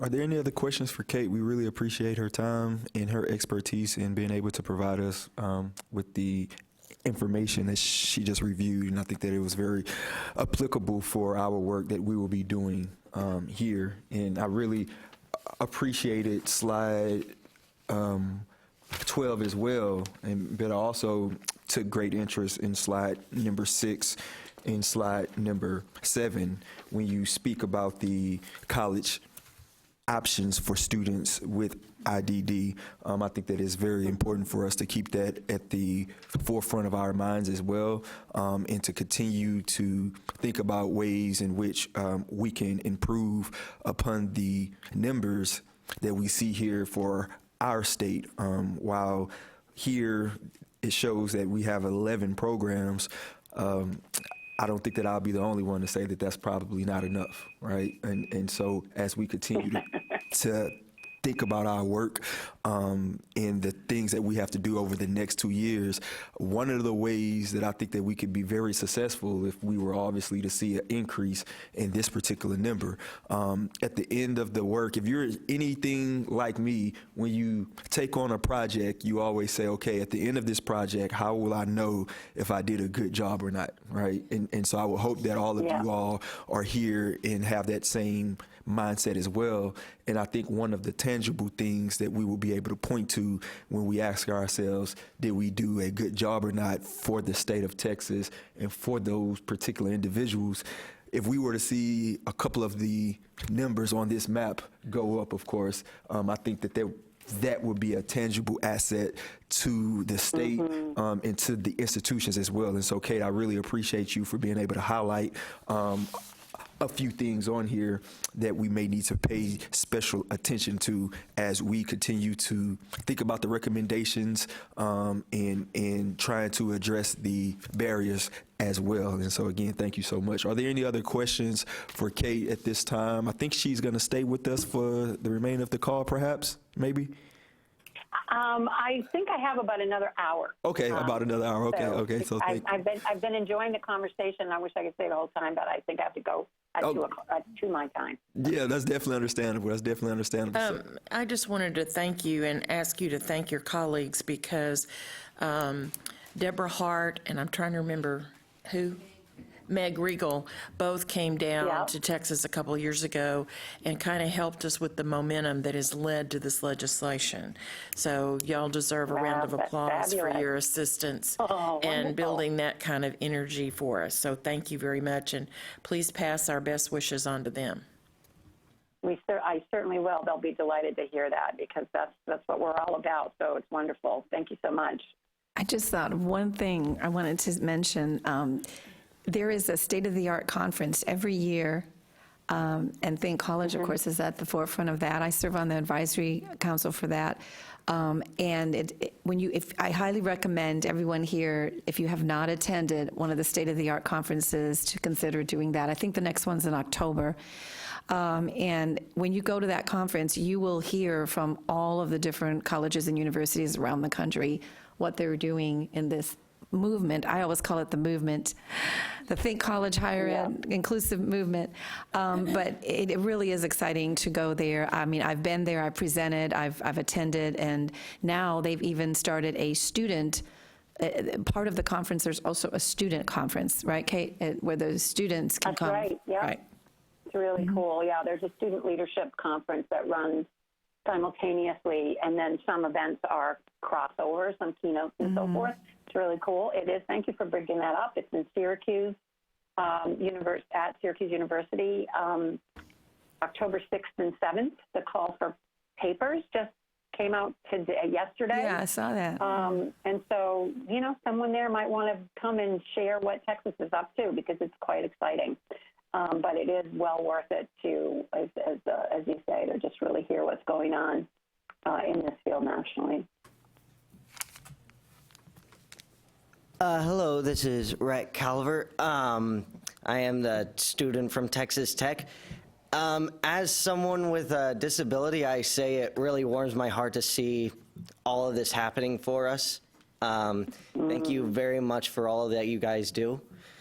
Because I think one of the biggest things in there is just knowing that we, even with disabilities, we're still students. We're still people. Right. Because I have had situations, one of my good friends, he has he has some parents that were very overprotective of him, didn't let him go to college even because they think he was too held back by his disabilities to even be able to give the chance.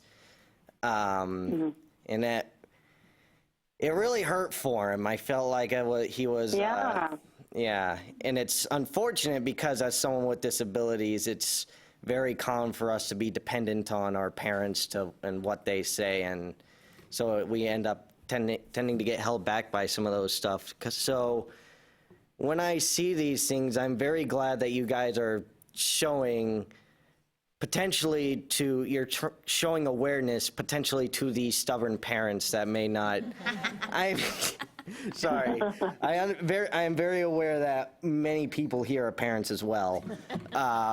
But yeah, and I'm just glad that you guys are making this aware, because I think it's very important to know that people with disabilities are to be treated like any other student.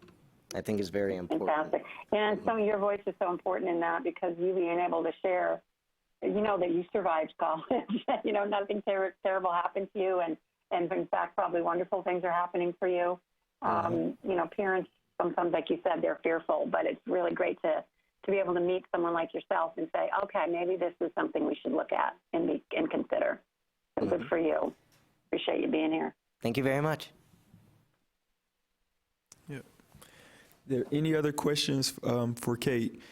And Red, I want to thank you as well, because right before you made your comments, I was going to make a comment about, of course, our advisory council being very carefully curated to involve state employees and parents and students. And I was going to actually say, I want this students to feel very comfortable to speak and to give insights and input. And right before I was going to say that, you spoke, and so thank you so much. But I would still want to highlight, just to make 100% sure that our students and former students feel completely welcome and invited to speak and to give their input and insight and all of those things, because at the end of the day, we are definitely here to serve you all. And it is a pleasure to have you all on the council. And so I want you to feel 100% comfortable with making whatever statement you think is appropriate at the time. So thank you again. I really appreciate that as well. With that being said, I wanted to add to that. I always tell new instructors whenever they're like, oh, well, I don't know what to do with this particular student, and I always say, well, ask the student. They're their own expert. So we're glad you're here, because you guys are the experts here. I completely agree, Chris. So if there are no more questions for Kate, again, we want to thank you for your time and your expertise, and we look forward to you continuing to engage with us as we do this work and try to traverse this particular landscape. We do have lunch set up on the agenda. I have it to be a working lunch, just so that we can be respectful for everyone's time, but we can take about a 10-minute break, if that's okay with everyone, so that you can use the facilities and get your lunch, and then perhaps return back to your tables. And then I'm excited about this afternoon, because we're going to hear from some of our own in-house experts at the institutions and learn more about the work that they are doing. So I'm very excited about that. So if there's no other questions at this time, last break for lunch, it is 12:10. I think we take 15 minutes then. So if we can all be back in our seats at about 12:25 to have another conversation and to learn more about the programs in the state, I think that would be great. Is that okay with everyone? Does that work for everyone? How about you, Chair Lechenberg? I'm going to make sure to keep emphasizing that. Is that okay with you? I second the motion. Well, fantastic. Okay. Well, we are going to be dismissed for now. Thank you.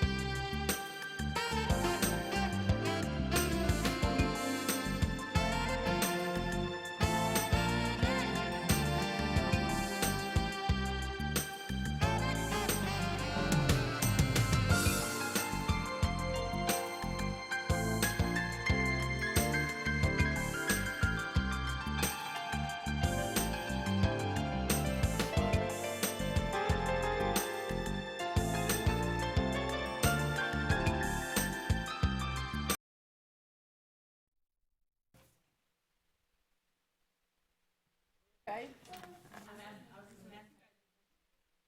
We're fine. Did you get it? It just came through. Boom, just came through. I'm gonna add it and then we'll be good to go. And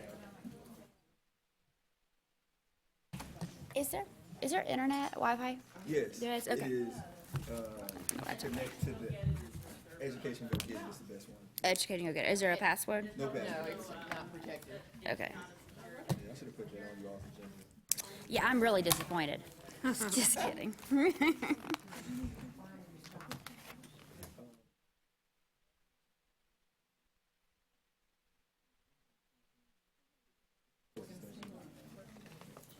Where are you most comfortable? You can sit and do it. The same way I did mine. I can sit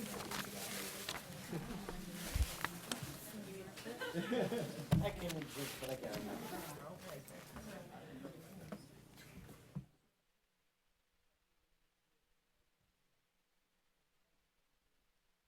I feel totally disconnected. I left my phone at home. I'm like, how did I do that? And then I'm like, how do I get here? Oh God, I hope I remember. You know?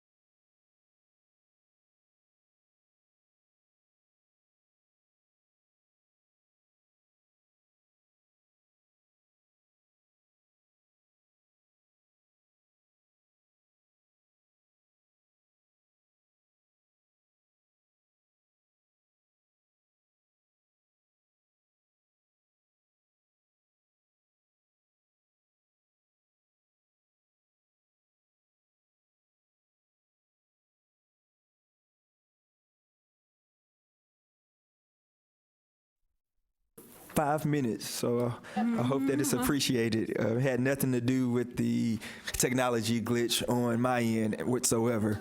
But I'm excited to have, again, you all here, but I'm definitely excited to hear about the awesome programs that we have here in the state of Texas, which, again, one being housed at Texas Tech and Case, one being housed at the Houston Community College and the Vast Academy, and then here locally we have STEPS at Austin Community College. And so we wanted to give our colleagues about 15 minutes or so to talk through their programs, because if you're anything like me, you've heard about the programs and you know that they do a great job, but I wanted to know even a little bit more about them. And so I thought that it would be a great opportunity to have the content experts who are here do exactly that. And so the first one up will be Chair Lichtenberger to talk through us about the case at Texas Tech. So I will turn it over to her at this time. All right, if nobody minds, I'm going to sit and just, if I will be resending this slides to you or whoever so I can put the right names on it. I was so anxious and worried about making sure my guys got here that I completely left all my handouts and everything at home. So luckily, through the wonderful things of cell phones, my assistant director forwarded me the latest presentation we did for the Texas workforce here a few weeks ago. So I'm going to use that. So if you want to go ahead and go to the next slide. This is what I was talking about, looking at data from various partners. The latest data that we have from TEA reports that approximately 40,000 students have autism in K-12 in Texas in 2013. It's now up to almost 72,000 in 2018, and over 5,000 students are exiting special education each year.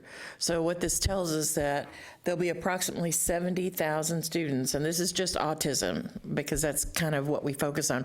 We get a number of other developmental disabilities too, but being that it's a four-year university, a lot of our students are on the spectrum. So over the next 10 years, we're going to have 70,000, which says over half of these will pursue post-secondary education. We currently have grown to the number of 42. As you can see, we need a lot more programs to help these students as they go through. And these are students that have been identified by public schools. When they go to college, they don't always identify. So just FYI on that one. Okay, go to the next one. So the purpose of our program is to assist college students who are seeking degrees that either have autism spectrum disorders or other related developmental disabilities to earn a college degree or certificate in a career field of their choice, participate in related internships, and obtain meaningful employment after graduation. The full name of the program is Connecting Academic Success and Employment. And we really emphasize the employment piece because if people, and I mean, this is everybody, if you're going to spend $25,000 to $30,000 a year for your kid to go to college, you want them to be able to get a job that pays more than minimum wage. Okay? And you want to try to help them graduate as debt-free as possible as well. So we utilize a strength-based approach. And if you'll go to the next slide, it's go back. It's represented by three areas, three main functions. The learning specialists, which is my direct care staff. I have 6 of them, and they take between 8 and 10 students apiece. The Berkman Method assessment, which is a strength-based assessment that we've been blessed that in doing that and showing the results from that assessment, TWC now has that as part of their toolkit. So any student in the state that needs this type of assessment doesn't have to be in the CASE program. TWC will pay for that, and that assessment runs about $300. And then the last thing, which is what we use on a monthly basis with every student, is our wraparound team process. And I'll talk more about that in a minute. Go ahead. So who's involved? Who's on our team? Obviously, students. I'm the program director, and my job is to train and coach staff and students. I've been in the field of special education for over 30 years, so a lot of my staff is really young and real enthused, but need some guidance from time to time. The learning specialists, as I mentioned, are my direct care staff. They all are degreed folks. They've all been through UNT-wise training so they can be linked to provide support through Texas Workforce. Campus partners. We're the only program, I believe, in the state of Texas, and probably one of the few throughout the country, that serve students at a community college and a four-year university. So some of our students choose to go to a community college either at home and then transfer to Texas Tech, or they go to the community college there in the Lubbock area. So we pretty much serve about 3 campuses. Texas Tech has about 35,000 students, and I couldn't begin to tell you how big South Plains is, because they have multiple campuses all over West Texas. We also use Student Disability Services. We've partnered with them before I ever wrote the grant that I originally got funding to start the program from the Texas Council for Developmental Disabilities. I sat down with them and said, do you see a point to this program that could provide X, Y, and Z? And they said, absolutely, because we focus mostly on academic supports, and we don't have the bandwidth or enough staff that can go into teaching job skills, social skills. They do work on some executive functioning, but our students get a very individualized program. And then we have Campus Life, Student Counseling Center, the Writing Center. Most universities have all kinds of programs that they're really big on retaining students, and so we take full advantage. Our students are regular college students first. We're a support program. We're not a standalone program. Community partners, obviously employers, obviously TWC. We also tap into other community organizations such as Toastmasters. A lot of our kids are very fearful, just like most college students, of getting up in front of the class and having to speak.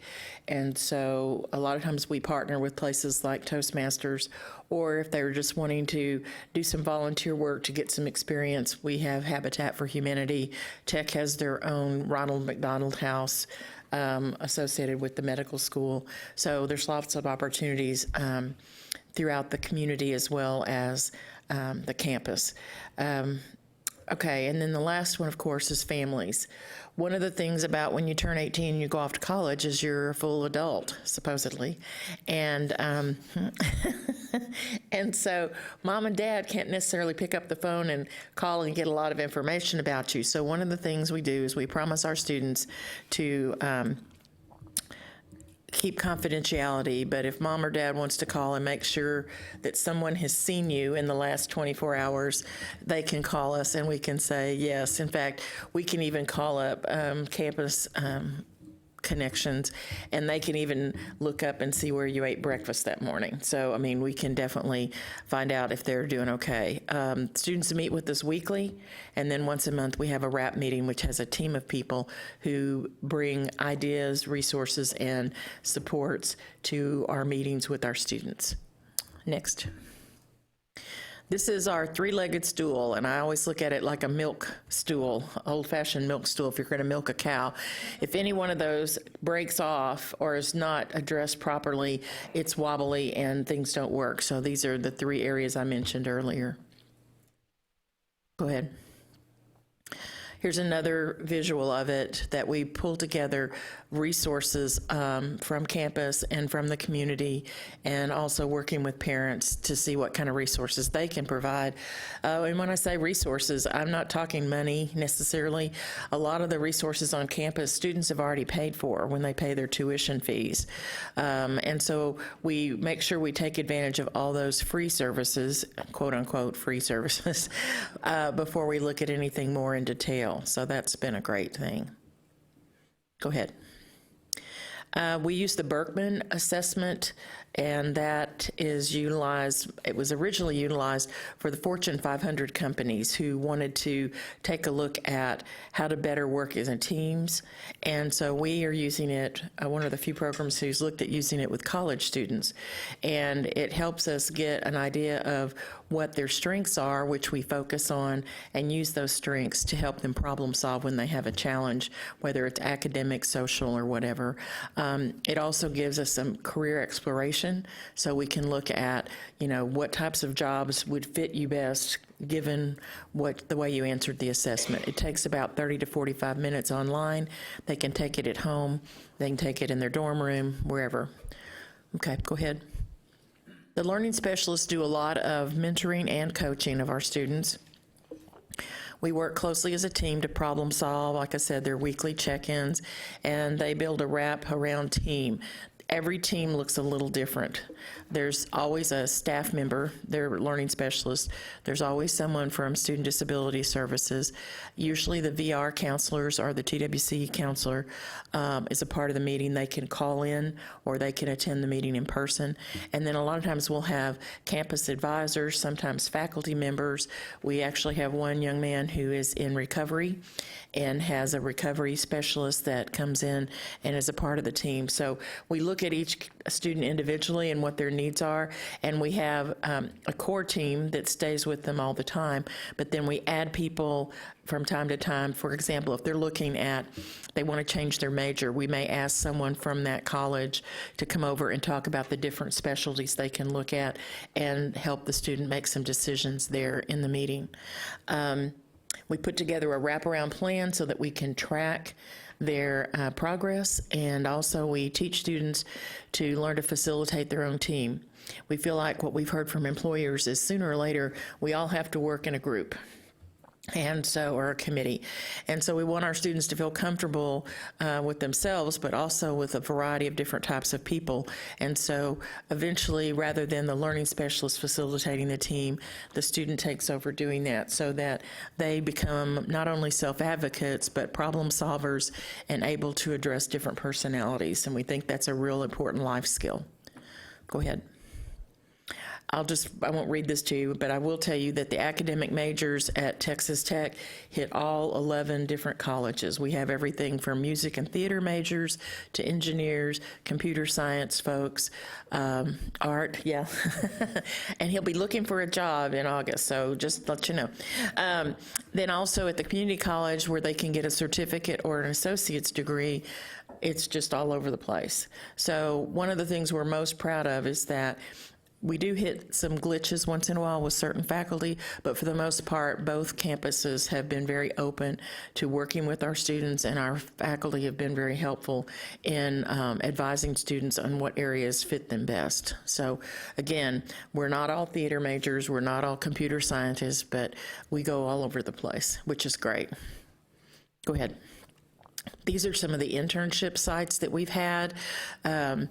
Drew actually worked for a couple of congressmen as an intern, and we've had students who recently just spent a week in Boise, Idaho in the middle of January.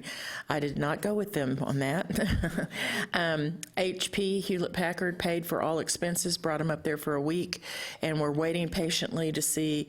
They took 10 kids nationally, and 3 of those students were ours. They said ours were some of the most polished students they'd ever had come to something like this.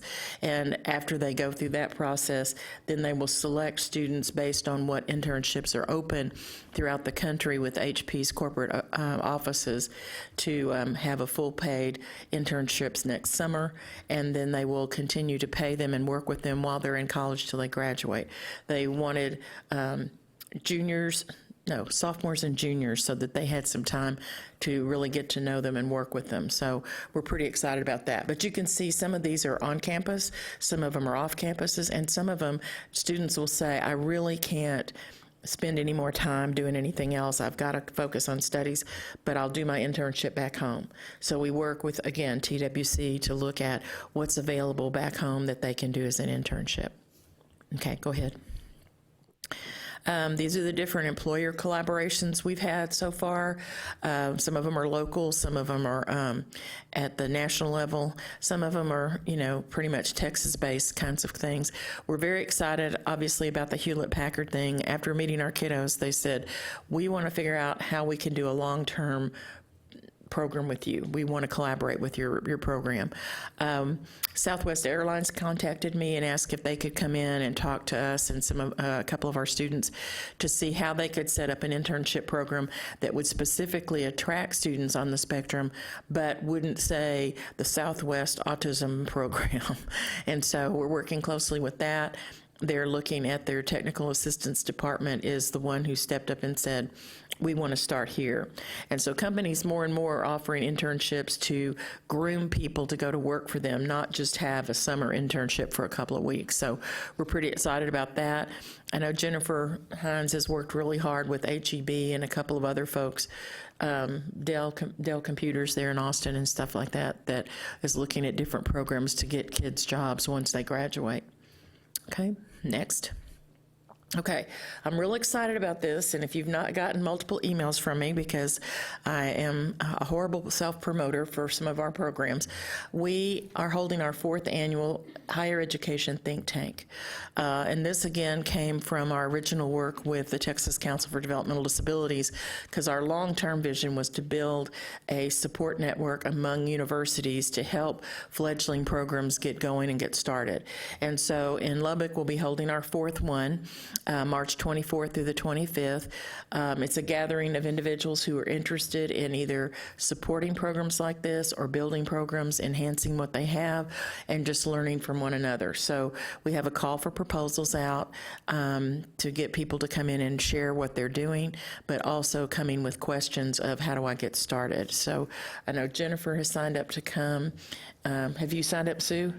Okay, good, Sue. And then Christine's come several times. I've come to every one of them, but this time my counterpart, Kaylin, will be. Okay. So I don't have to browbeat you anymore. Okay. Good. The interesting thing is that we have more folks find out about this through the grapevine somehow from out of state that are coming to learn from what we are doing here in Texas. So if you're interested at all, please come. We are setting up to get state rate at a local hotel. We feed you breakfast and lunch. You're just on your own for dinner, so we make it as cheap as possible. Again, you'll get a copy of these slides so you can look that up and see if you're interested, or if you want to pass it on to other colleges or universities, education service centers, anyone who's interested in coming and joining the discussion. So please make that available to folks that you know. Okay, next.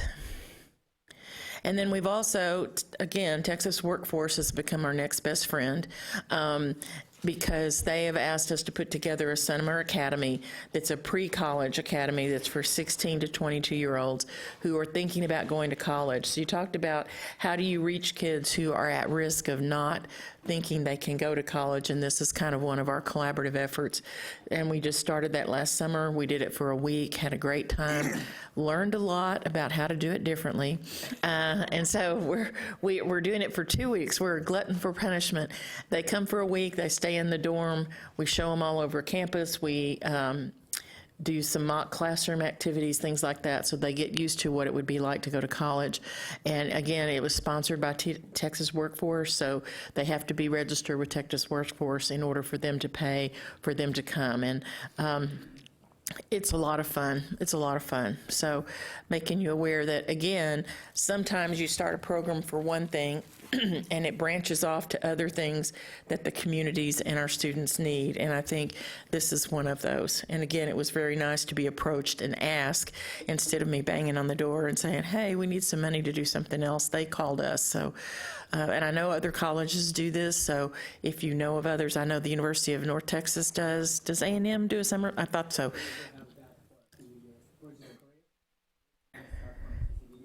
Yeah, okay.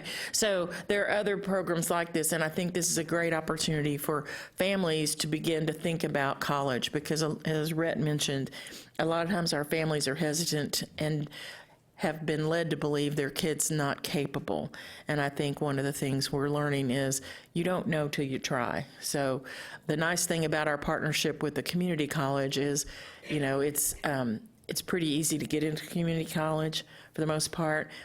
and you can go and build skills and either earn a certificate or a 2-year degree, and then decide if you want to go to a full-blown college. So it gives us that opportunity to give everyone a chance that wants one. Okay, next one. And that's it. Questions or concerns about our program? Anybody have questions? The nice thing too, again, we started with nothing and wrote a grant for Texas Council for Developmental Disabilities. It was a 5-year grant. We started with like 4 or 5 kids, and we're now up to 42. We anticipate we'll have at least 50. We've run out of space for me to have staff unless I can lower them from the ceilings and just let them hang out there. So it's not that and we want to keep the ratio low so it stays very individualized. But the main thing is we really need other universities and colleges to step up and start taking some of these students, because they really, really teach you a lot, and it's a very good idea to have them on your campus. I think it helps everyone be more sensitive to individuality. Okay, Drew and Rhett, I'm going to put y'all on the spot. Is there anything that you'd like to share about what you liked or didn't like about going to college and how maybe CASE helped you? May you go first? Yeah, I was actually going to cut on in myself, but yeah, CASE has been quite a trip for me. I gotta say, I think one of the coolest things about CASE is they actually try to make the students that they're helping be in charge as possible. In their RAP meetings they try to make it to where they transition it to where the people that end up running it is more the student instead of the instructors, the advisors, everybody like that, to where you're in charge of everything. And sometimes, like in a lot of my own experiences, it goes above and beyond. CASE has a bunch of experiences to where they enjoy giving some students some fun moments, some activities. Basically to make sure during all that studying and hard work, you get some time to relax, have a good time. So one of the coolest things they did for me is, how many of you are aware of tabletop role-playing games, particularly Dungeons and Dragons? We got one. Okay. Okay, that's good. That's good. Okay, so I'm a fan. I like role playing and I like math. So when I was going to this college, I was a little worried. It's like I would love to get into a Dungeons and Dragons campaign, but I mean, I go to the big place, there's like 15 players for one DM, and I was like, no. But I talked to one of my instructors at the time, named Jared, and he ended up helped setting me up to host a Dungeons and Dragons one-off at the Burkhardt Center. He sort of had the reins for some of the part, but I had a few say in things, helped do advertising, stuff like that. And it was an overall success. When we did that, I ended up finding a long-term campaign for that, and another group made a long-term campaign out of that. And that was really fulfilling to me. And now we're doing that again this year, and I'm pretty much in charge of this one. So it's like, the fact that they let me do this for their group is pretty stellar to me. Just that they let me help with all this. I can't thank them enough for that, because I feel like I actually have some decent leadership skills that I never think I would have figured out without doing this. So I have to thank Dr. Lechtenberger for that. It's been an honor. It's been a ride. Thank you, Rhett. And I will say leadership is something that most of our students have not had the opportunity to explore, and it comes out in different ways, and that's one of them. And so, like he mentioned, we try to put together some events that they can come to and learn to socialize. And one of the first things we figured out was if we take them places where they go bowling or anything like that, they don't really talk to each other.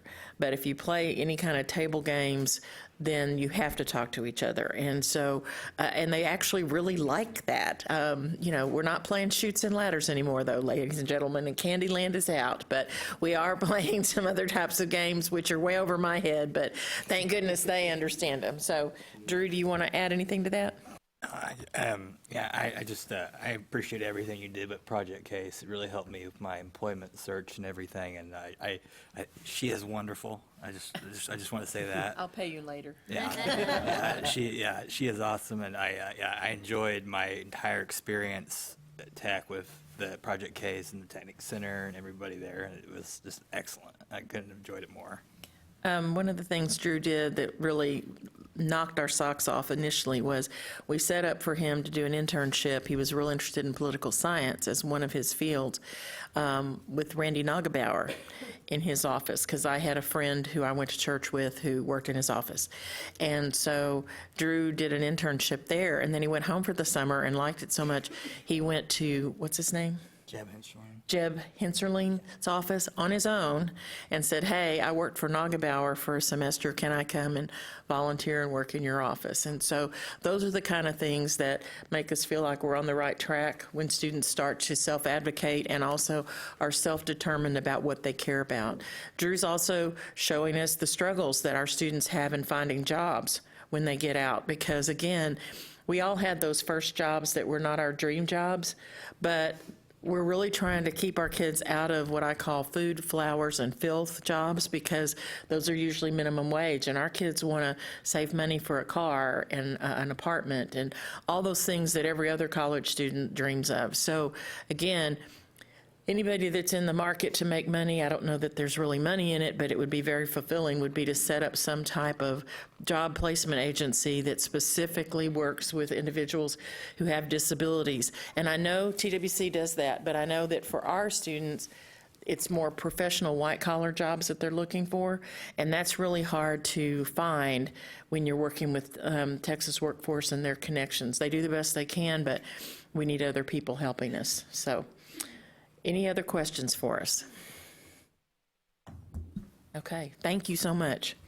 Thank you so much. I really appreciated that presentation. Next, we will hear from Sue at Houston Community College and the work that they are doing with their VAST Academy.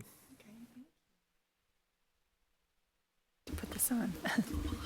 Hello, thank you. Thank you. That was wonderful, Deanne. It's exciting to be a part of this group.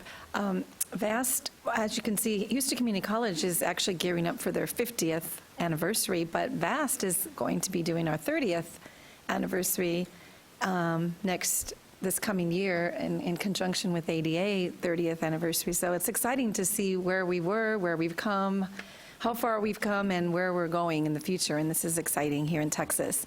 Or who's doing the, yeah, go ahead. Okay. I forgot who was doing the slides. Okay.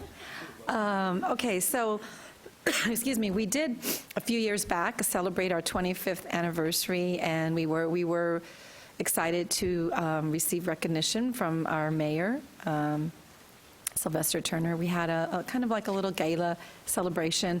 Most of the individuals on the picture are students and graduates of our VAST Academy that we highlighted.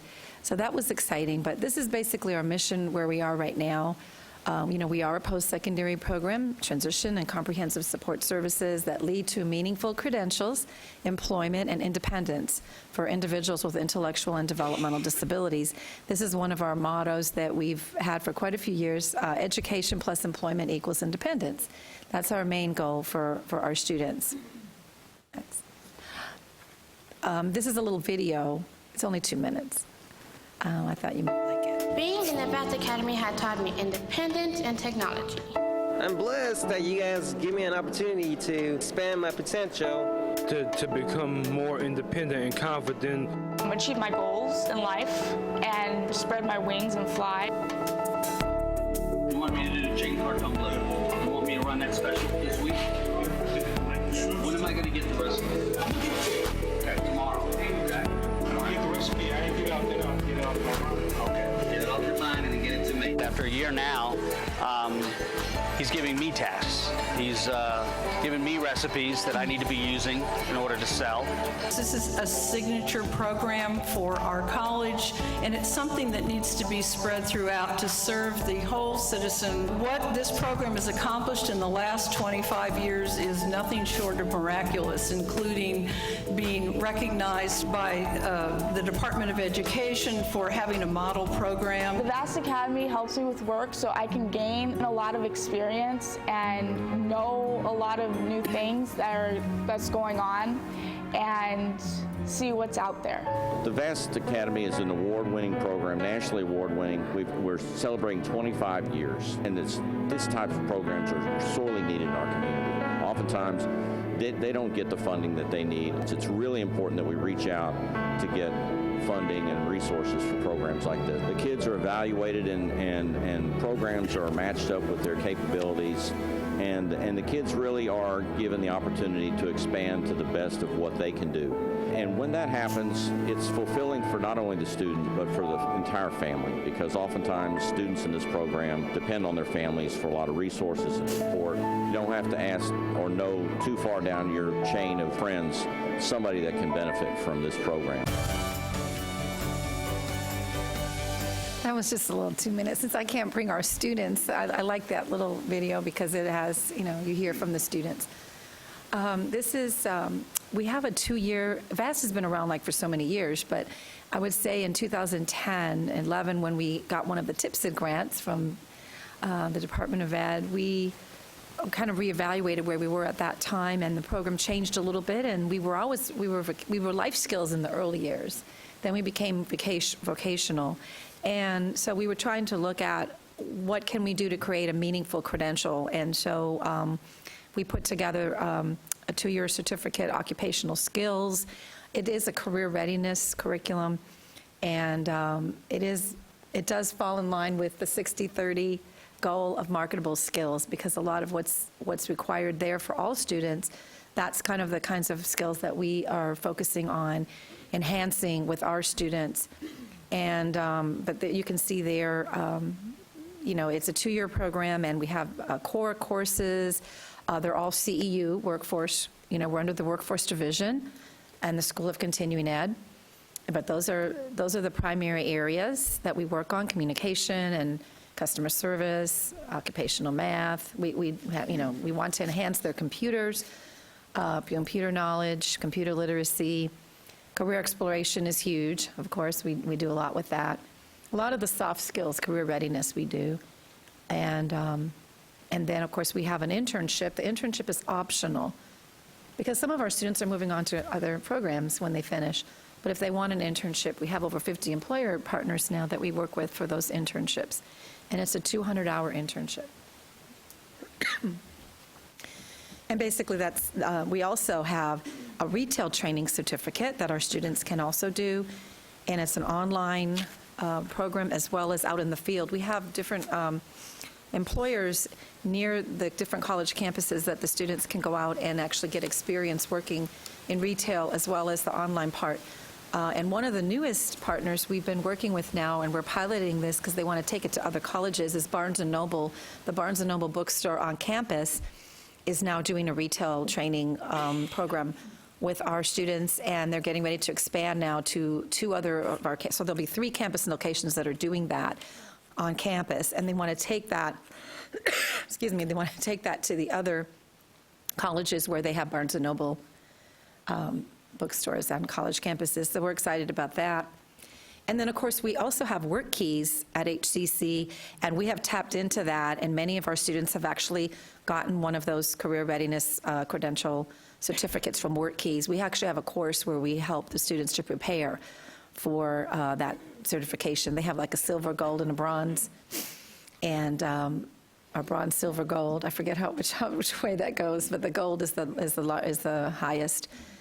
And then, of course, what we're getting into, I think, more now that we're really looking at now is assisting our students to transition to these other, to the college credit programs and CE, continuing ed workforce programs, because that's ultimately, we don't want to keep, like we were talking earlier, we don't want to keep creating special programs, special certificates. We want to get our students into into the programs that already exist, into those areas so they can get those critical, skills, workforce skills that lead to competitive employment. So that's basically where we're at right now. These are some of the support services. We do a lot of, counseling, advising. We have a formal admission process. We do person-centered planning, the internships, employment, but peer mentoring is also big.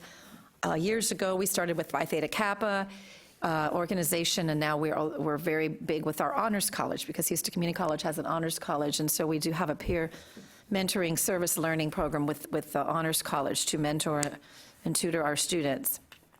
Student life is always huge. In the early years, that was how we got our students more involved in what was going on campus, was getting them involved in student life. So we created the Eagles Club organization, but there's, the students, we encourage them to get involved in many of the organizations on campus, student government, and one of the newest initiatives that's been going on now for a couple years, and it's growing, is our unified sports with HCC Sports and Rec, and we were going to partner with Special Olympics to do this, and it turned out that when we started exploring it, we were already doing it, without being Special Olympics. So we're excited about our unified sports effort. They do softball, basketball, field hockey. It's a whole list of, and so our students are participating with other students in these, and they're having games, competitions, and it's kind of exciting. We also do travel training. Excuse me, it's my allergies. Travel training is something we do if we see it's a need. Sometimes, the greater Houston area is kind of large, and so some students live in the greater area, and we don't want transportation to be an issue getting, to an employment site or internship site, and we don't want them to depend on their parents for everything.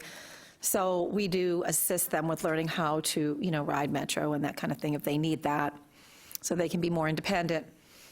And of course, the transition, we've always helped connect our students to college, but I think now we're looking at how we can do a better job of that, how we can get, how we can create something a lot more structured. Just vast being on campus, we kind of just automatically become that. But now we're looking at how we can take that a step further. And we have reached out to University of Houston Clear Lake Center for Autism. They're connecting to college program, and we are looking at possibly partnering with them to start doing that. Autism allies, training with faculty. I'd love to do some, replicate some of the things that you do, Deanne, or partner with you even at Texas Tech, because I think that we want to now look at how more of our students can go into other programs in the college and be included, fully included, rather than in a segregated type program. But we even, with what we have done, we were able to have many of our alumni actually successfully complete associate degrees. We've had students get associate degrees in culinary, childcare, business, technology, welding through the years, and in the last 5 years, I think there's about 10 or 12 that have gotten some, and many of them, over 20 or 30, have gotten certificates, regular, workforce certificates. Last weekend, we presented at Family to Family Conference, and we had a student panel, and we had students, and one of our students that actually got her associate degree. I mean, it's a true story of self-determination, because she started in VAS with a second grade reading level, took developmental, got certificates in child development, went on, got her associate degree. Now she's working on her bachelor's degree to become a teacher.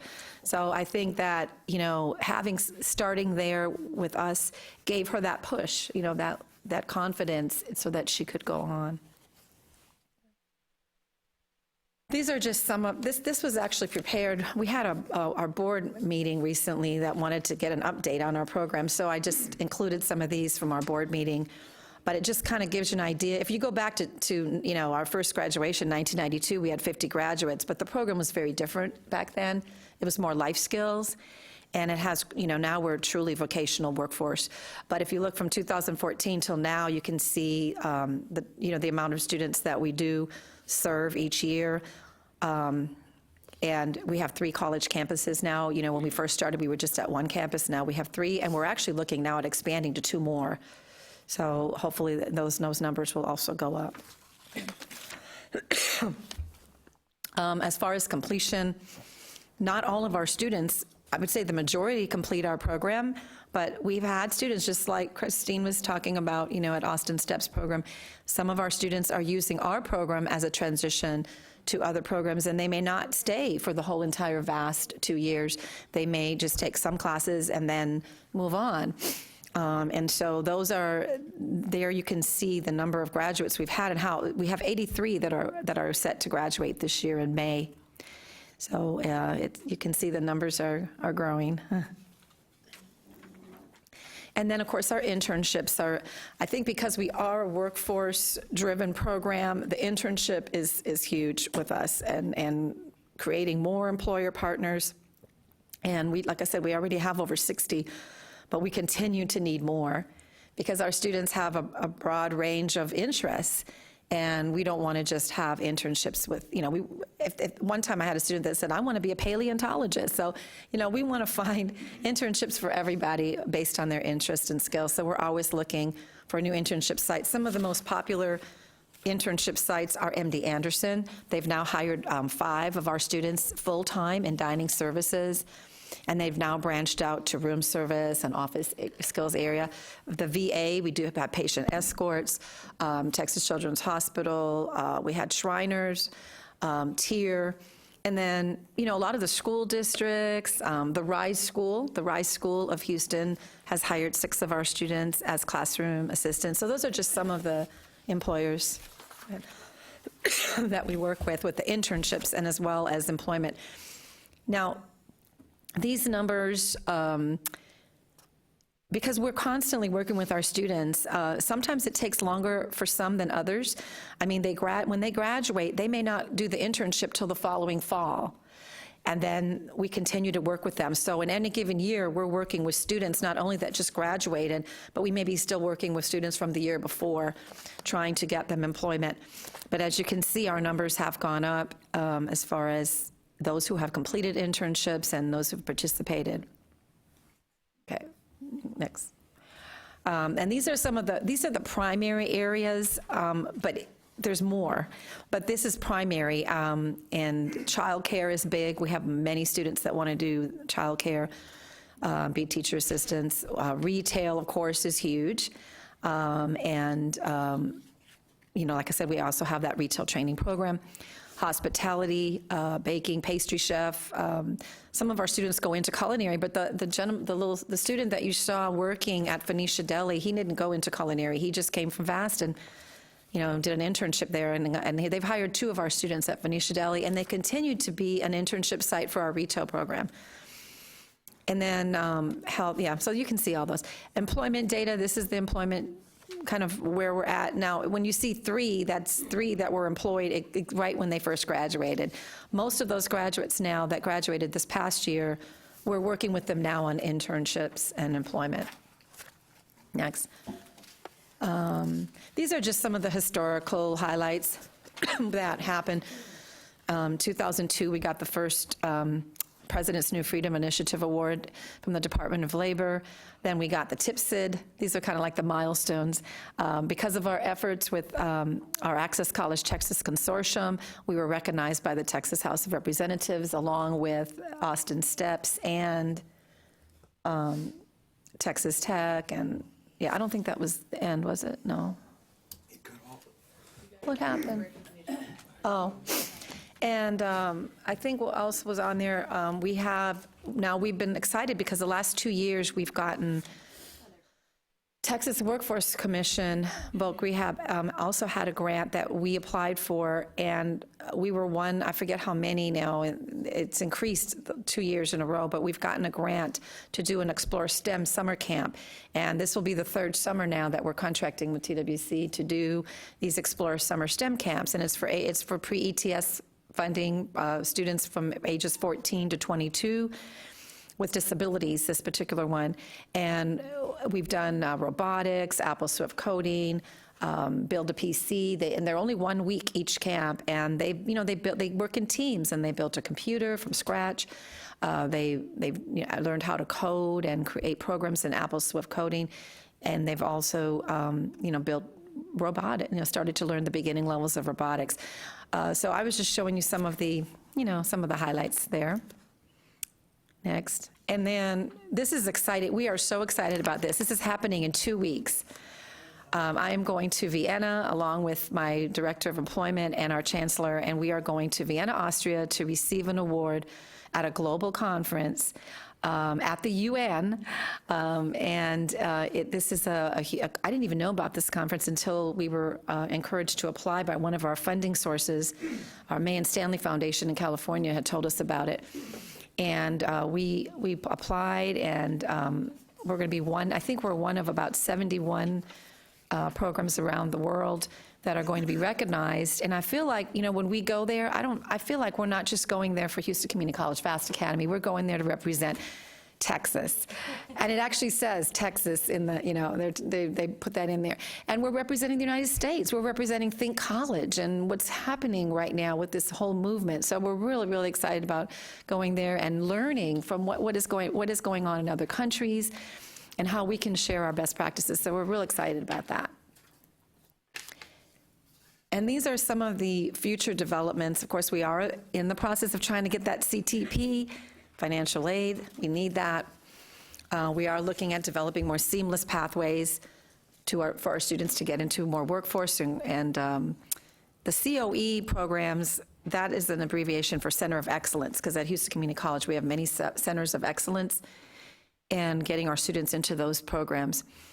And then, of course, looking at possibly, we have met with the University of Houston Clear Lake Center for Autism Connecting to College, and that is one that we're really hoping to be able to either work with them or replicate that. And then we are looking at expanding to other campuses.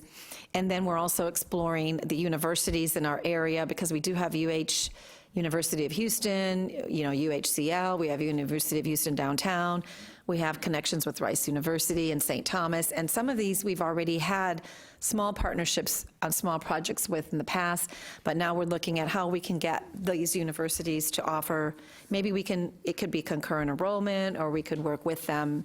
So we're just exploring those possibilities right now. I think, is that it? That might be it.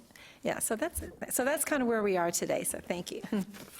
Thank you so much, Sue, and I'll be remiss if I didn't offer myself to tag along with you to Vienna, Austria. If you need some lowly state employees, I guess I can do it, right? But thank you so much for that presentation and the great things that you all are doing for the Houston community. And as you said, it's not just about the Houston Community College, but the things that you all are doing, even for the state of Texas. And so we really appreciate that. And last but not least, we are going to hear from Chris, who serves as the Director for Skills Training and Education for Personal Success, also known as STEPS. And that program is housed here at the Austin Community College. And so I will turn it over to Chris so she can talk to us a little bit more about the STEPS program. I guess I should put on my mic. I almost forgot. So hi, I'm Christine Price. I go by Chris. If you get an email back from me, it'll always say Chris. I always joke that I'm just not a Christine, I'm a Chris. So the STEPS program has been around a while. It stands for Skills, Training, and Education for Personal Success. Before it was the STEPS program, and we're going to go through that in a second. Actually, you can go to the next slide. It'll explain that. It was the VOCAP program, which was also at ACC, and before that, it was called Technology and Inclusion, and it had started, I was not with them at that point, so this is all hearsay. A group of parents, I want to say at Westlake High School, somewhere out west, had wanted a college experience for their students, and so they launched the first class in 2004, and they served 18 and over, so that we don't have a cutoff, which is a little bit unique. I'm sorry, I'm having allergies as well today. Yay, we live in Texas this time of year. And so it was wonderful, and they were housed more like renting a room at ACC. And in 2009, ACC actually took ownership of the program, and it was called the VOCAP program at that point. And that is when Mariah Lossing, my mentor, took over the program, and then a year later I joined. So before I joined, there was only 3 classes that they offered: clerical, technology, and for the life of me, I can't remember the last one. Oh, academics, the obvious one. And there was only 5 students and 1 part-time teacher. I think Deanne or somebody had said that that's how most of these programs start. So it is true. You start with a few students and a hope and a prayer and a part-time person. And then I came on in 2010, January 2010, as the second teacher. And Mariah and I worked side by side, teaching and building the program. We both taught. And now we have 20 classes over 4 campuses. We were at 5, but ACC closed one of our campuses, so our south location, unfortunately. So we are at 4 campuses and have 20 classes and probably over 80 students each semester, or 80 students each semester. So it's been amazing to see the program grow. I took over the program 3 years ago. Before that, I was the assistant director. You can go ahead and switch. So this shows a little bit of the growth. Back in 2010, when I started, we just had a handful of students in 2 classrooms, 15 to 25 students, and then it grew significantly over the next few years. And then the last couple years, you'll see that it's kind of plateaued, and that is because our focus has been less on growing the program at the moment.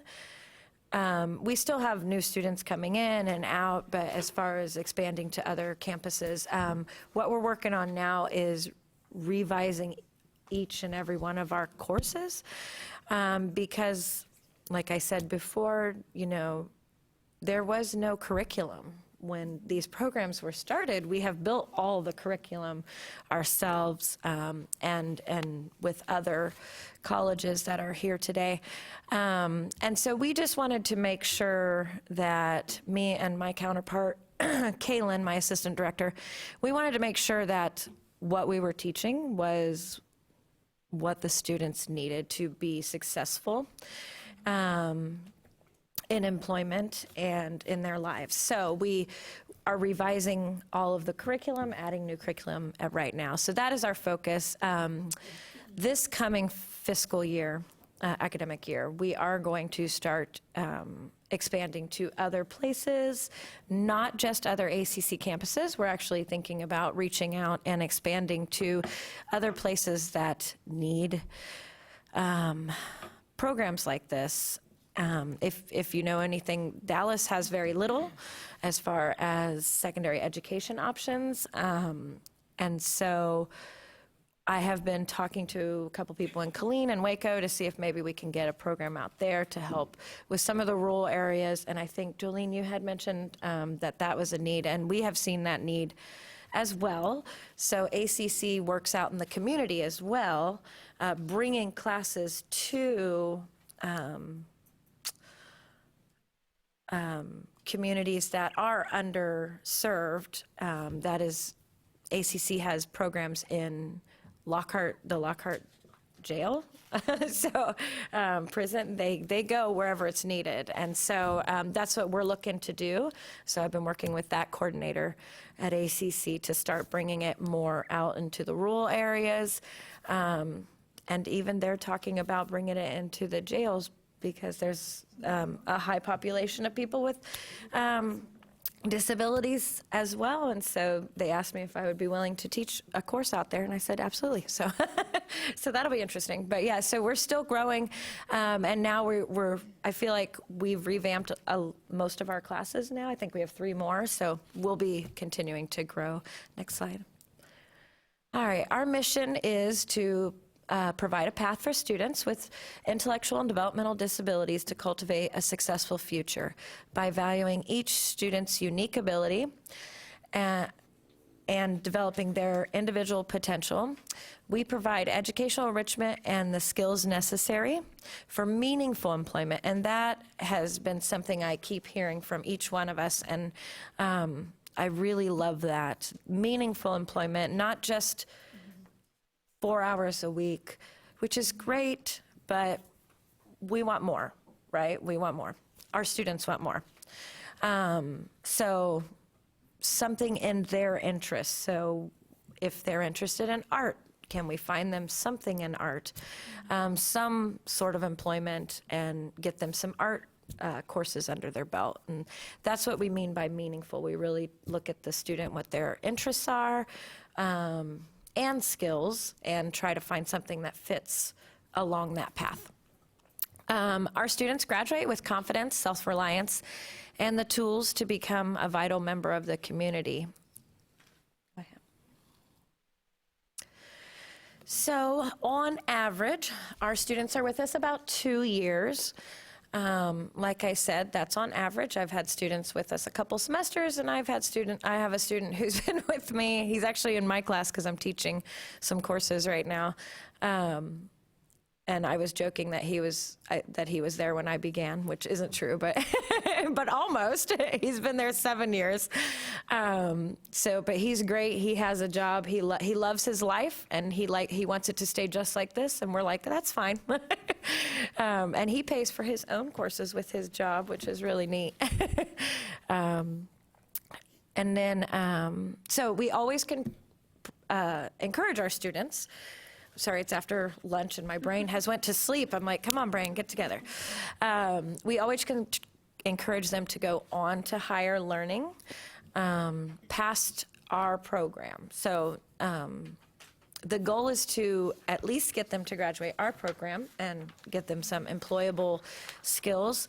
But if they would like to go on, we would like to find that path for them. We've also had one student who graduated from our program, then went on and got his associates, then transferred that to a bachelor's, and so we're really proud of him.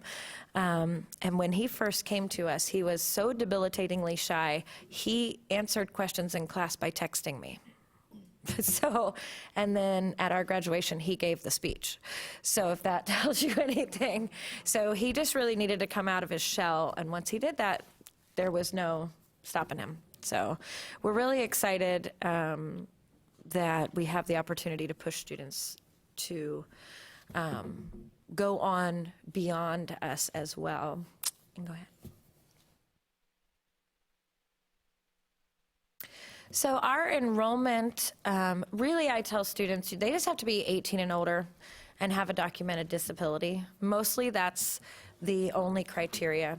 We do ask that they can travel to and from class independently or come with an attendant.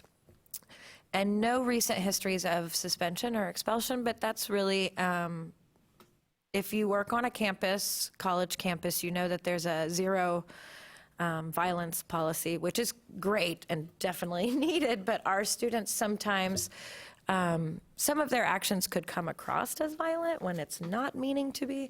So we just make sure if they have any of those kind of behaviors that they have an attendant, a behavioral attendant who comes with them to get them off of campus for their protection, really, because if it were to get the campus police work to be called, they could be kicked off campus permanently. And so we would never want to put our students in that kind of jeopardy. So that's why that's in there. A lot of parents get nervous about that, but we say no, severe behavior issues, but only because we want to make sure those supports are in place before they come. All right, next slide. All right, when I first started, there were 3 classes. There was academic skills, administrative procedures, which used to be called clerical, and computer fundamentals, which used to be called technology. And those were the 3 classes we had. Now we offer all these courses and even summer courses. So we offer academics, computer, professionalism in the workplace, administrative procedures, retailing, business English, business math, workplace communication, career exploration and planning, transition to work, financial planning. That course I think everybody in America should take. But it's basically your own budget and the troubles of credit cards and things like that. And then healthy relationships, we've actually began to offer with the help of UT. They have a wonderful, will you pronounce her last name for me? There it is. And she's taught that course for us. We have offered it one time, and it was great. The students who took it loved it, and we have so much request. So if we can get that running again, that'll be great. And we also started last summer. I just love hearing the other presentations because we're all about on the same track, even if we haven't spoke to each other in a while. So we started offering summer classes last summer, and we offered a transportation course, a community transit course, and a nutrition course, and stress management. So, and they were 2-week courses where the transportation course, we got on the bus. We planned one day, and then we got on the bus and we took a trip, and the students had to run it. So showed them how to navigate. We did it. I taught that course. It was so much fun.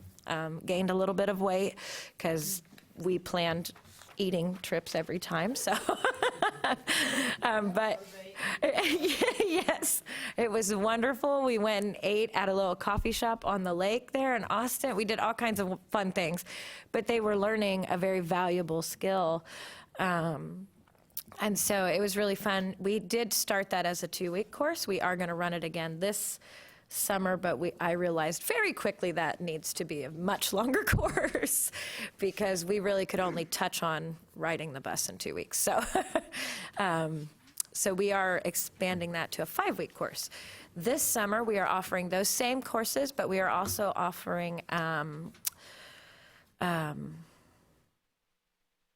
it's a digital dating course, but I can't think of what I'm calling it. I developed it and I forgot it. No. But it's a course what we had noticed is over the last year, we got a lot of calls from our compliance officer of our students who were trying to date, approaching other students on the campus, and just not going about it in the most pro-social way. And so I worked with them to make sure that, that the council that was investigating also understood that this wasn't coming from a malicious intent. It was coming from they just didn't know what they were doing. And so we have decided that this is a course they need. And so in this, dangers of dating in the digital world, it came to me. So because the student was like, well, how do I go about dating? And I was like, oh man, I don't know. So in this world of Tinder and all this, I'm like, oh, no way would I want my students on Tinder or any of these other dating sites. So, so we are developing this course, and hopefully a lot of our students will take it. We're really excited. Parents seem to be excited. Students seem to be nervous, so which I think is normal. And so we are just keep adding classes as we see a need. So that's what we've been doing with the summer courses. Next slide. And then you can keep going. We actually have our students continue on past us. It used to be something that we just did student to student. If they were interested in floral design or welding or para-ed course, we would, push them to do that. And we would walk them through and meet with the other coordinators of those programs and get them set up with the supports through SAS and all of that. And then we just realized, very much the same as the Vast Academy did, that we need to make this a specific pathways for our students. So we took all the ones that our students have been very successful in, and we created pathways for those. And we have about 10 now. And it's a booklet that we hand out that we already know the steps to get you from point A to point B.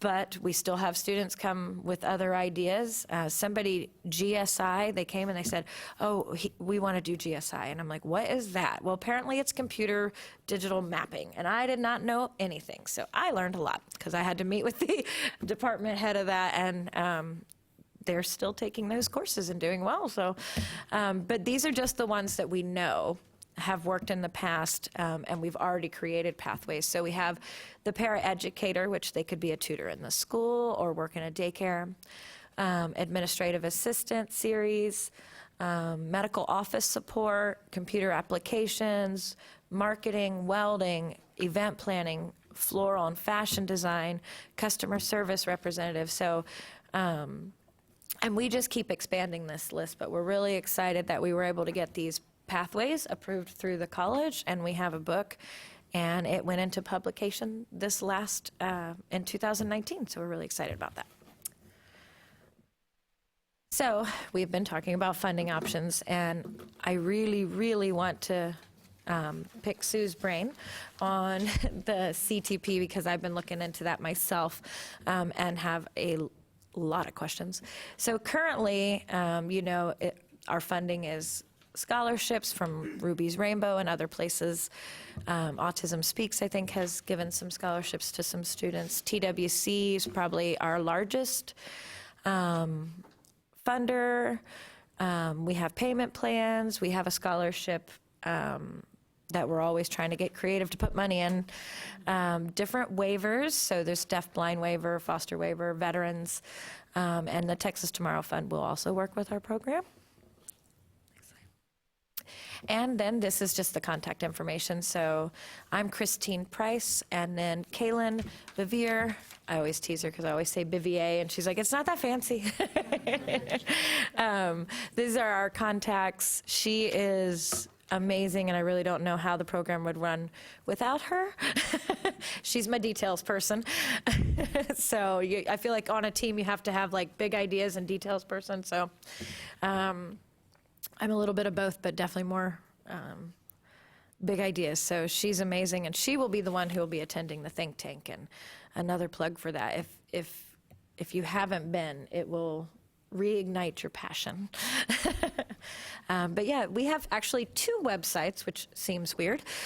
So we have the website with the college, and that is the continue.austin cc.edu/steps. It is just one page, and we don't have a lot of options to change that. So we asked the college if we could have another website outside, and they said basically as long as it didn't cost money.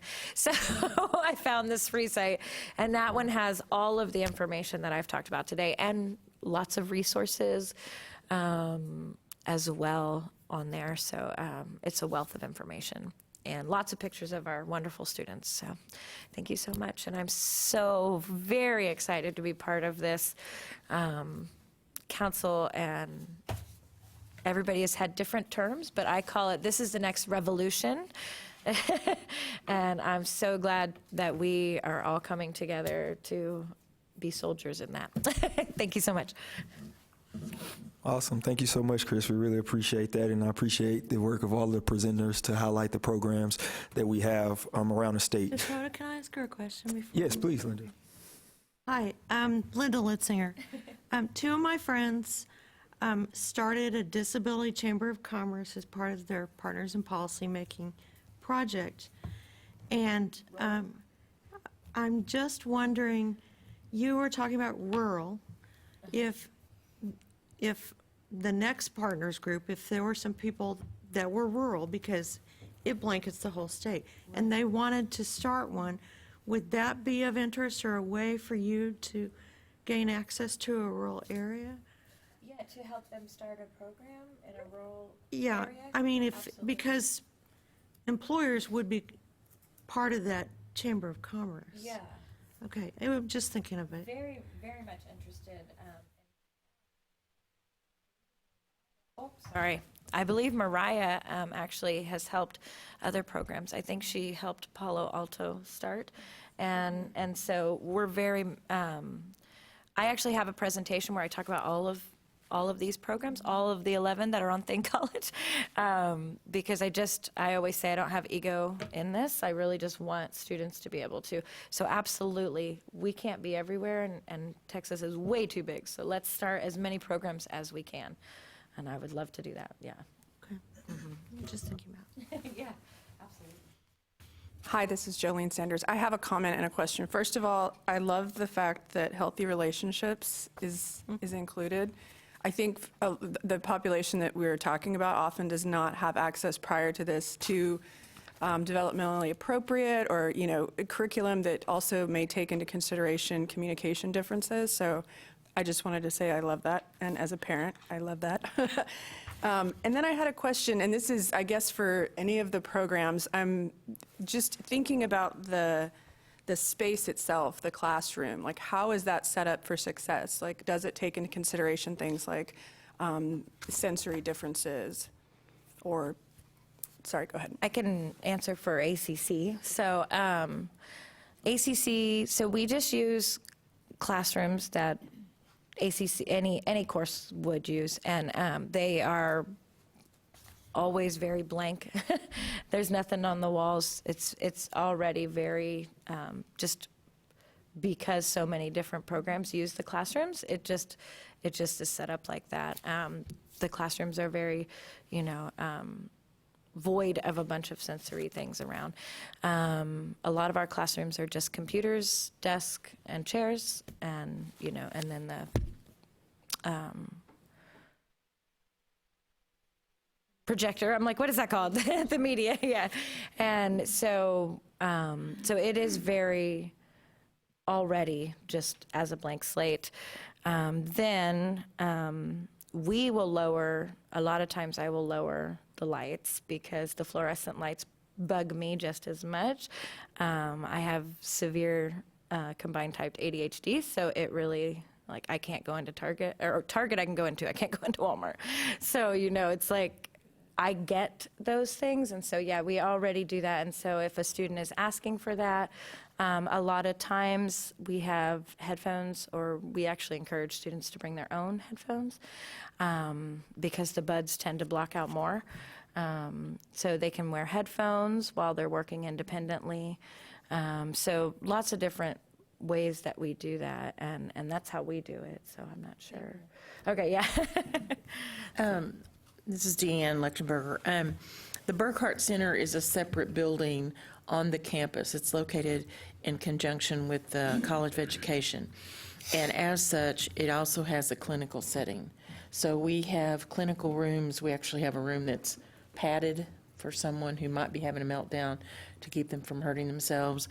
And the building has been designed, we don't have fluorescent lights in it. The building's designed to be very sensory friendly, I guess I should say. So we serve students that are like from infants to old age, as you will. So we have to have lots of different types of equipment in the building and lots of different kinds of settings where people will feel comfortable regardless of what their needs are in that regard. So that's how we're set up. But otherwise, the students attend class in regular classrooms. However, we do a lot of our meetings in the Burkhart Center, and the students are welcome to come there if they're having difficulty and need a safe space to be. I also wanted to address the fact that, again, it sounds like I never do anything but talk to TWC and Texas Council for Developmental Disabilities, and some days that's true. We also have just been granted a grant to do a project called The Facts of Life. That was an original title of mine. I couldn't think of anything else. To talk about sexual health and healthy relationships. It's a train the trainer model. I will send stuff to you guys to send out to these folks that we're looking to have community teams, and it can be, the Chamber of Commerce, it can be a school district, it can be a number of different entities that we are coming out to do a 2-day train the trainers. You'll get copies of the curriculum, and for 2 days get training from our director and some other folks about how to present this material to help students as well as families have these kind of discussions. We're looking for groups that will include trainers that are parents, as well as professionals, as well as self-advocates. So if you're interested in that, I'll be sending that to you guys. I didn't have that in my slides. We're set up to do it for 3 years for a minimum of 2 each year. So if you're interested, we're actually doing a phone call, technical assistance call on Monday that I can give you that information, or if you give me your information, your email address or whatever, I can have my assistant send it to you so you can listen in, details of how to apply. We're hoping to do way more than 2 a year, but right now that's what we're charged with. And then the third day of the training, we actually have the trainers that we just trained for 2 days work with our staff to do a training for the whole community. So it gives them the opportunity to practice with us the first 2 days and then actually do the training with hopes that then they will continue to train in their area, in their region. We've also co-located some folks in the geographic regions of Texas who can assist us as we do co-training, so that there's someone local that folks can reach out to besides just Texas Tech faculty.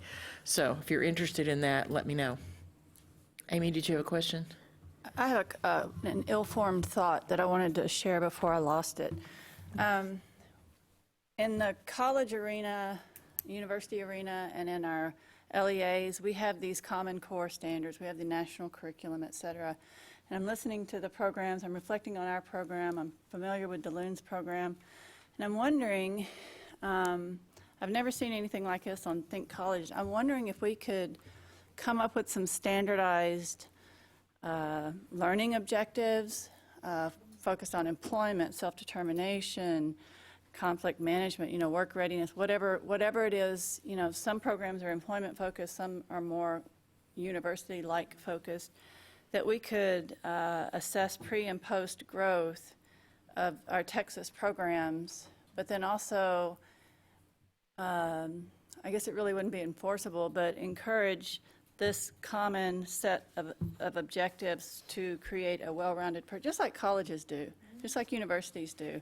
Because right now, we're all creating these programs from scratch. Why aren't we sharing stuff? Why aren't we trying to create some alignment where if you finish this, you can go here? And that's kind of where I am in my...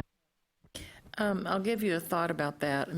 Certainly I would encourage people to have those kind of conversations at our think tank each year. My concern, I can see us putting out some what I would call guiding principles. I don't know that I'd feel comfortable with doing objectives, mainly because I don't want people to feel like there's a standardized way to do this. I think every community and every entity that creates one of these programs, it has to be something that responds to the need in that community. And I'll give an example. ACC, you understand what I'm saying? I do understand what you're saying, but I hope you understand what I'm saying is that we can all shoot from the hip, and some hips are going to be on target and some are going to miss. Right. And I'm wondering how we could, I just don't know how to say, I know individuality is great and all that. Well, and the other thing is just, again, the programs are focused on different things. So, like I said, you could do some basic guiding principles, but they'd have to be pretty general, because otherwise you're going to be driving everybody to be more cookie cutter, and I don't think that's going to work. Sue Maraska, Houston Community College. There are standard benchmarks that we have. All of the TIPSIDs, I guess you don't have to be a TIPSID, but those that got those grants back in 2010 and are continuing through Think College. Think College has the standard benchmarks, and we do follow those. And I believe all of the programs, whether you do it intentionally or not, I can guarantee that we are following most of those. But I'd be more than happy to share those with you. But maybe that is, I like the idea of, because we can look at those benchmarks and then see if there's something we want to add to that for us, because there isn't one cookie cutter, right? We're all And we don't need to reinvent the wheel. No, They've already no. got something. And again, the CTPs, That too. yeah, I mean, some of us won't qualify to be one of those because we already can get federal funding. Right. So, again, I think we can look at that, plus Think College, if that's a broader national program, we might want to look at their model. I do like Amy's idea regarding collecting some data. That part I think I like. I think the coordinating board is collecting some of the data, but if we are council will inform that, and they'll have some kind of a data collection questions added to that, so that will help us, all the programs, collect a certain information. So we want to leverage the funding, the personnel you have, maybe helping us collecting some follow-up data or some others. So maybe that part I like the suggestion from Amy. Yeah. That's a great suggestion. I can tell you what they are if you want to hear. Okay, Sue Maraska. Academic access, career development, self-determination, campus membership, alignment with college systems and practices, standard and coordination and collaboration, and sustainability and ongoing evaluation. So that was what again? I want to make sure. those are the Think College standard benchmark standards for the programs that are being created under that, for students with intellectual disabilities. But I think, that's something to look at, and we could, yeah. I was going to say, those sound broad enough that we could, even though we're all doing similar things, but in very, different ways, those are broad enough things that we could, titles that we could look at and see, do we need to add to it? Is there... Or even just give examples of those, so that, again, if you're a program that's non-credit, it's one thing, and if you're a regular program that's just support, it's another thing, but give some examples. And Kate was referring earlier to this accreditation that they've been working on for quite a while, trying to see if we can have some type of accreditation for these types of programs, Good deal.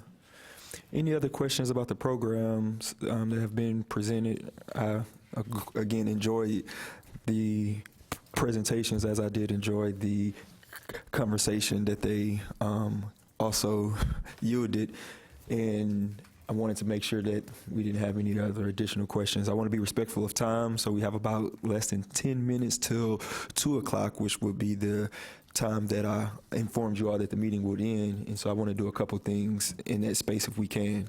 You have a question, Chris? I know, time flies when you're having fun. Yes. And so when we discuss the work, as I mentioned earlier, the balance of this work is not going to be done in this room, as you all probably could also expect. And so what I plan to do is work with Chair Lichtenberger to do a couple things. One, again, we may be able to divvy out this work in terms of having different committees. And then I know that we would also need to know what those particular committees will be. Off the top of my head, and I don't trust the top of my head as much, so I'm not asking you all to trust the top of my head, but just trying to decipher through a lot of things I've heard here today.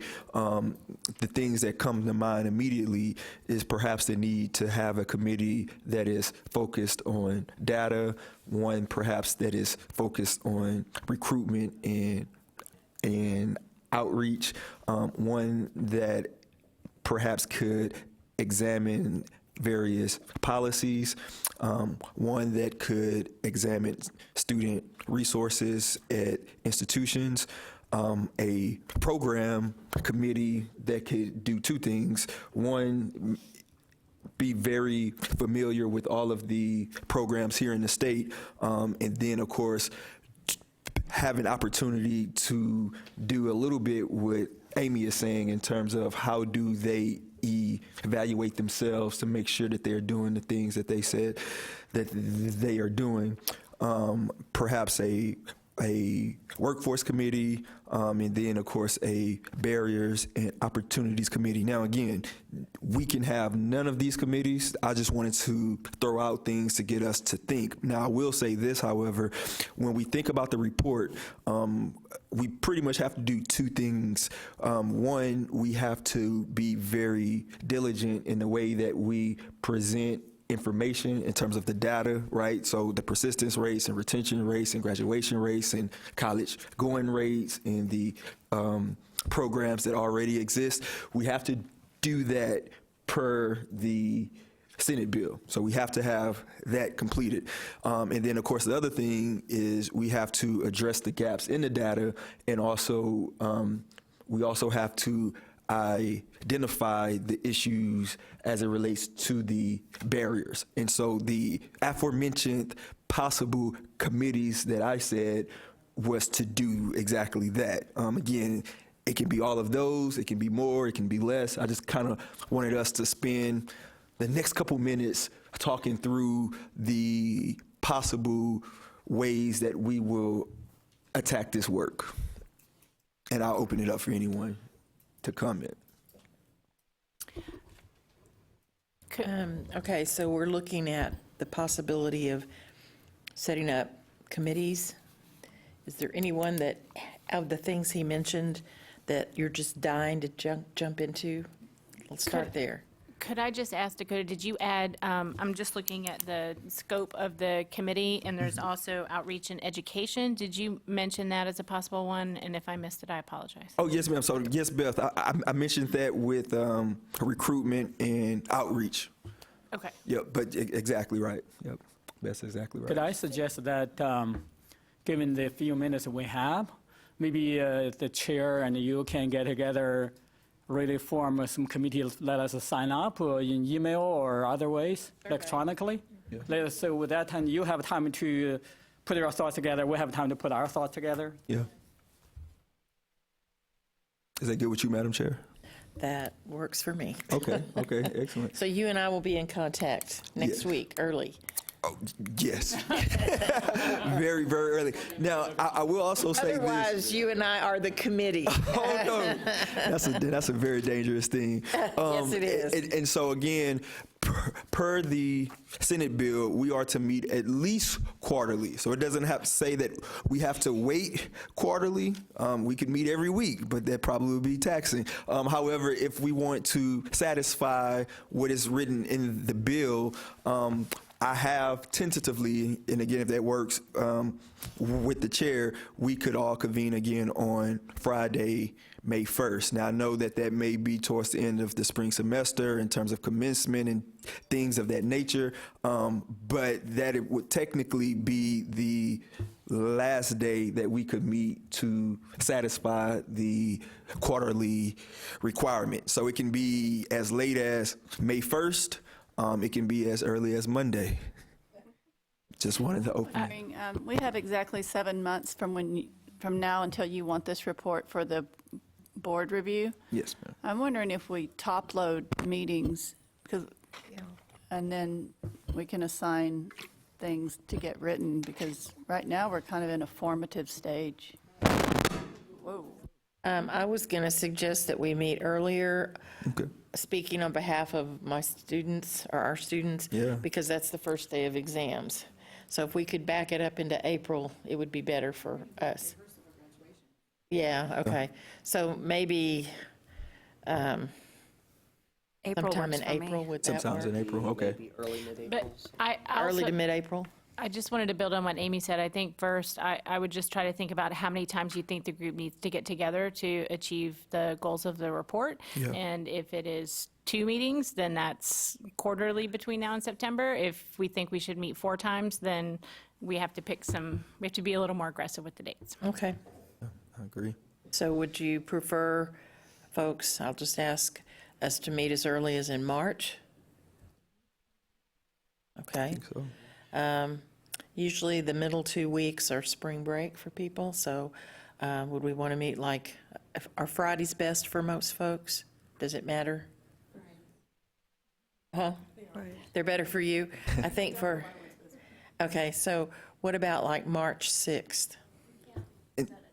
Yeah, I was gonna say, and so of course all of our meetings have to be broadcast, and Oh, okay. that can only be Okay. accommodated in this room. And so if we can know, almost like a range in a sense, Right, okay.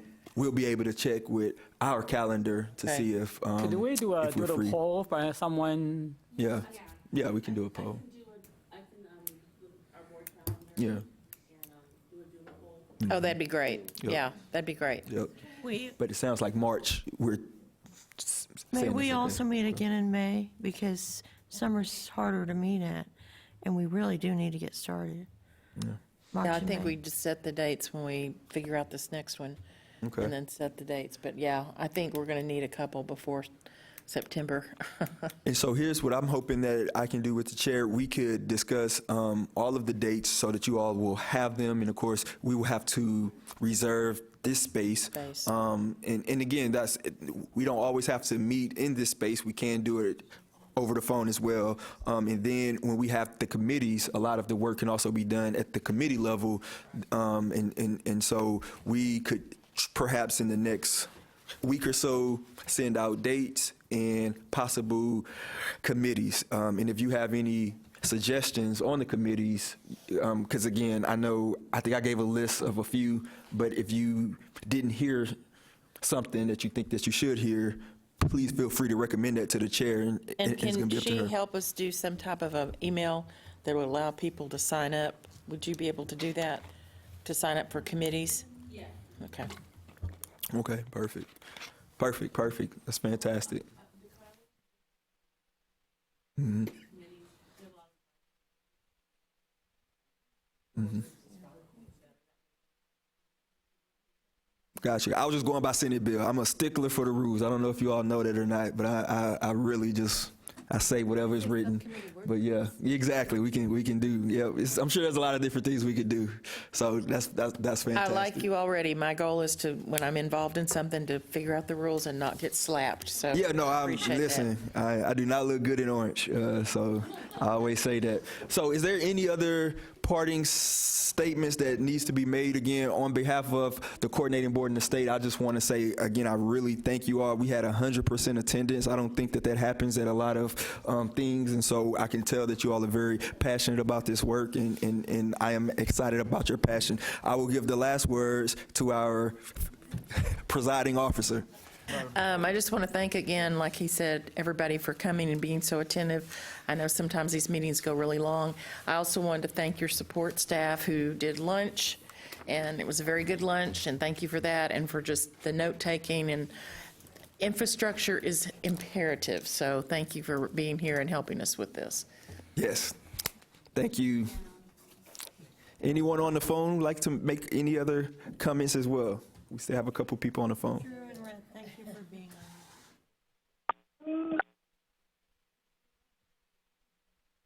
There you go. Okay, well, I we're. would like to thank Dakota here. You have just amazing, thank you. coordinating this. You're doing a great job. Thank you. Thank you, Sue. Thank you. I really appreciate that. Of course, I could not have done it without Ms. Foos, Ms. Horn, and Mr. Matoyer. So I'm going to adjourn this meeting at 2:04, and I will look forward to communicating with you all with the presiding officer as well. So thank you all.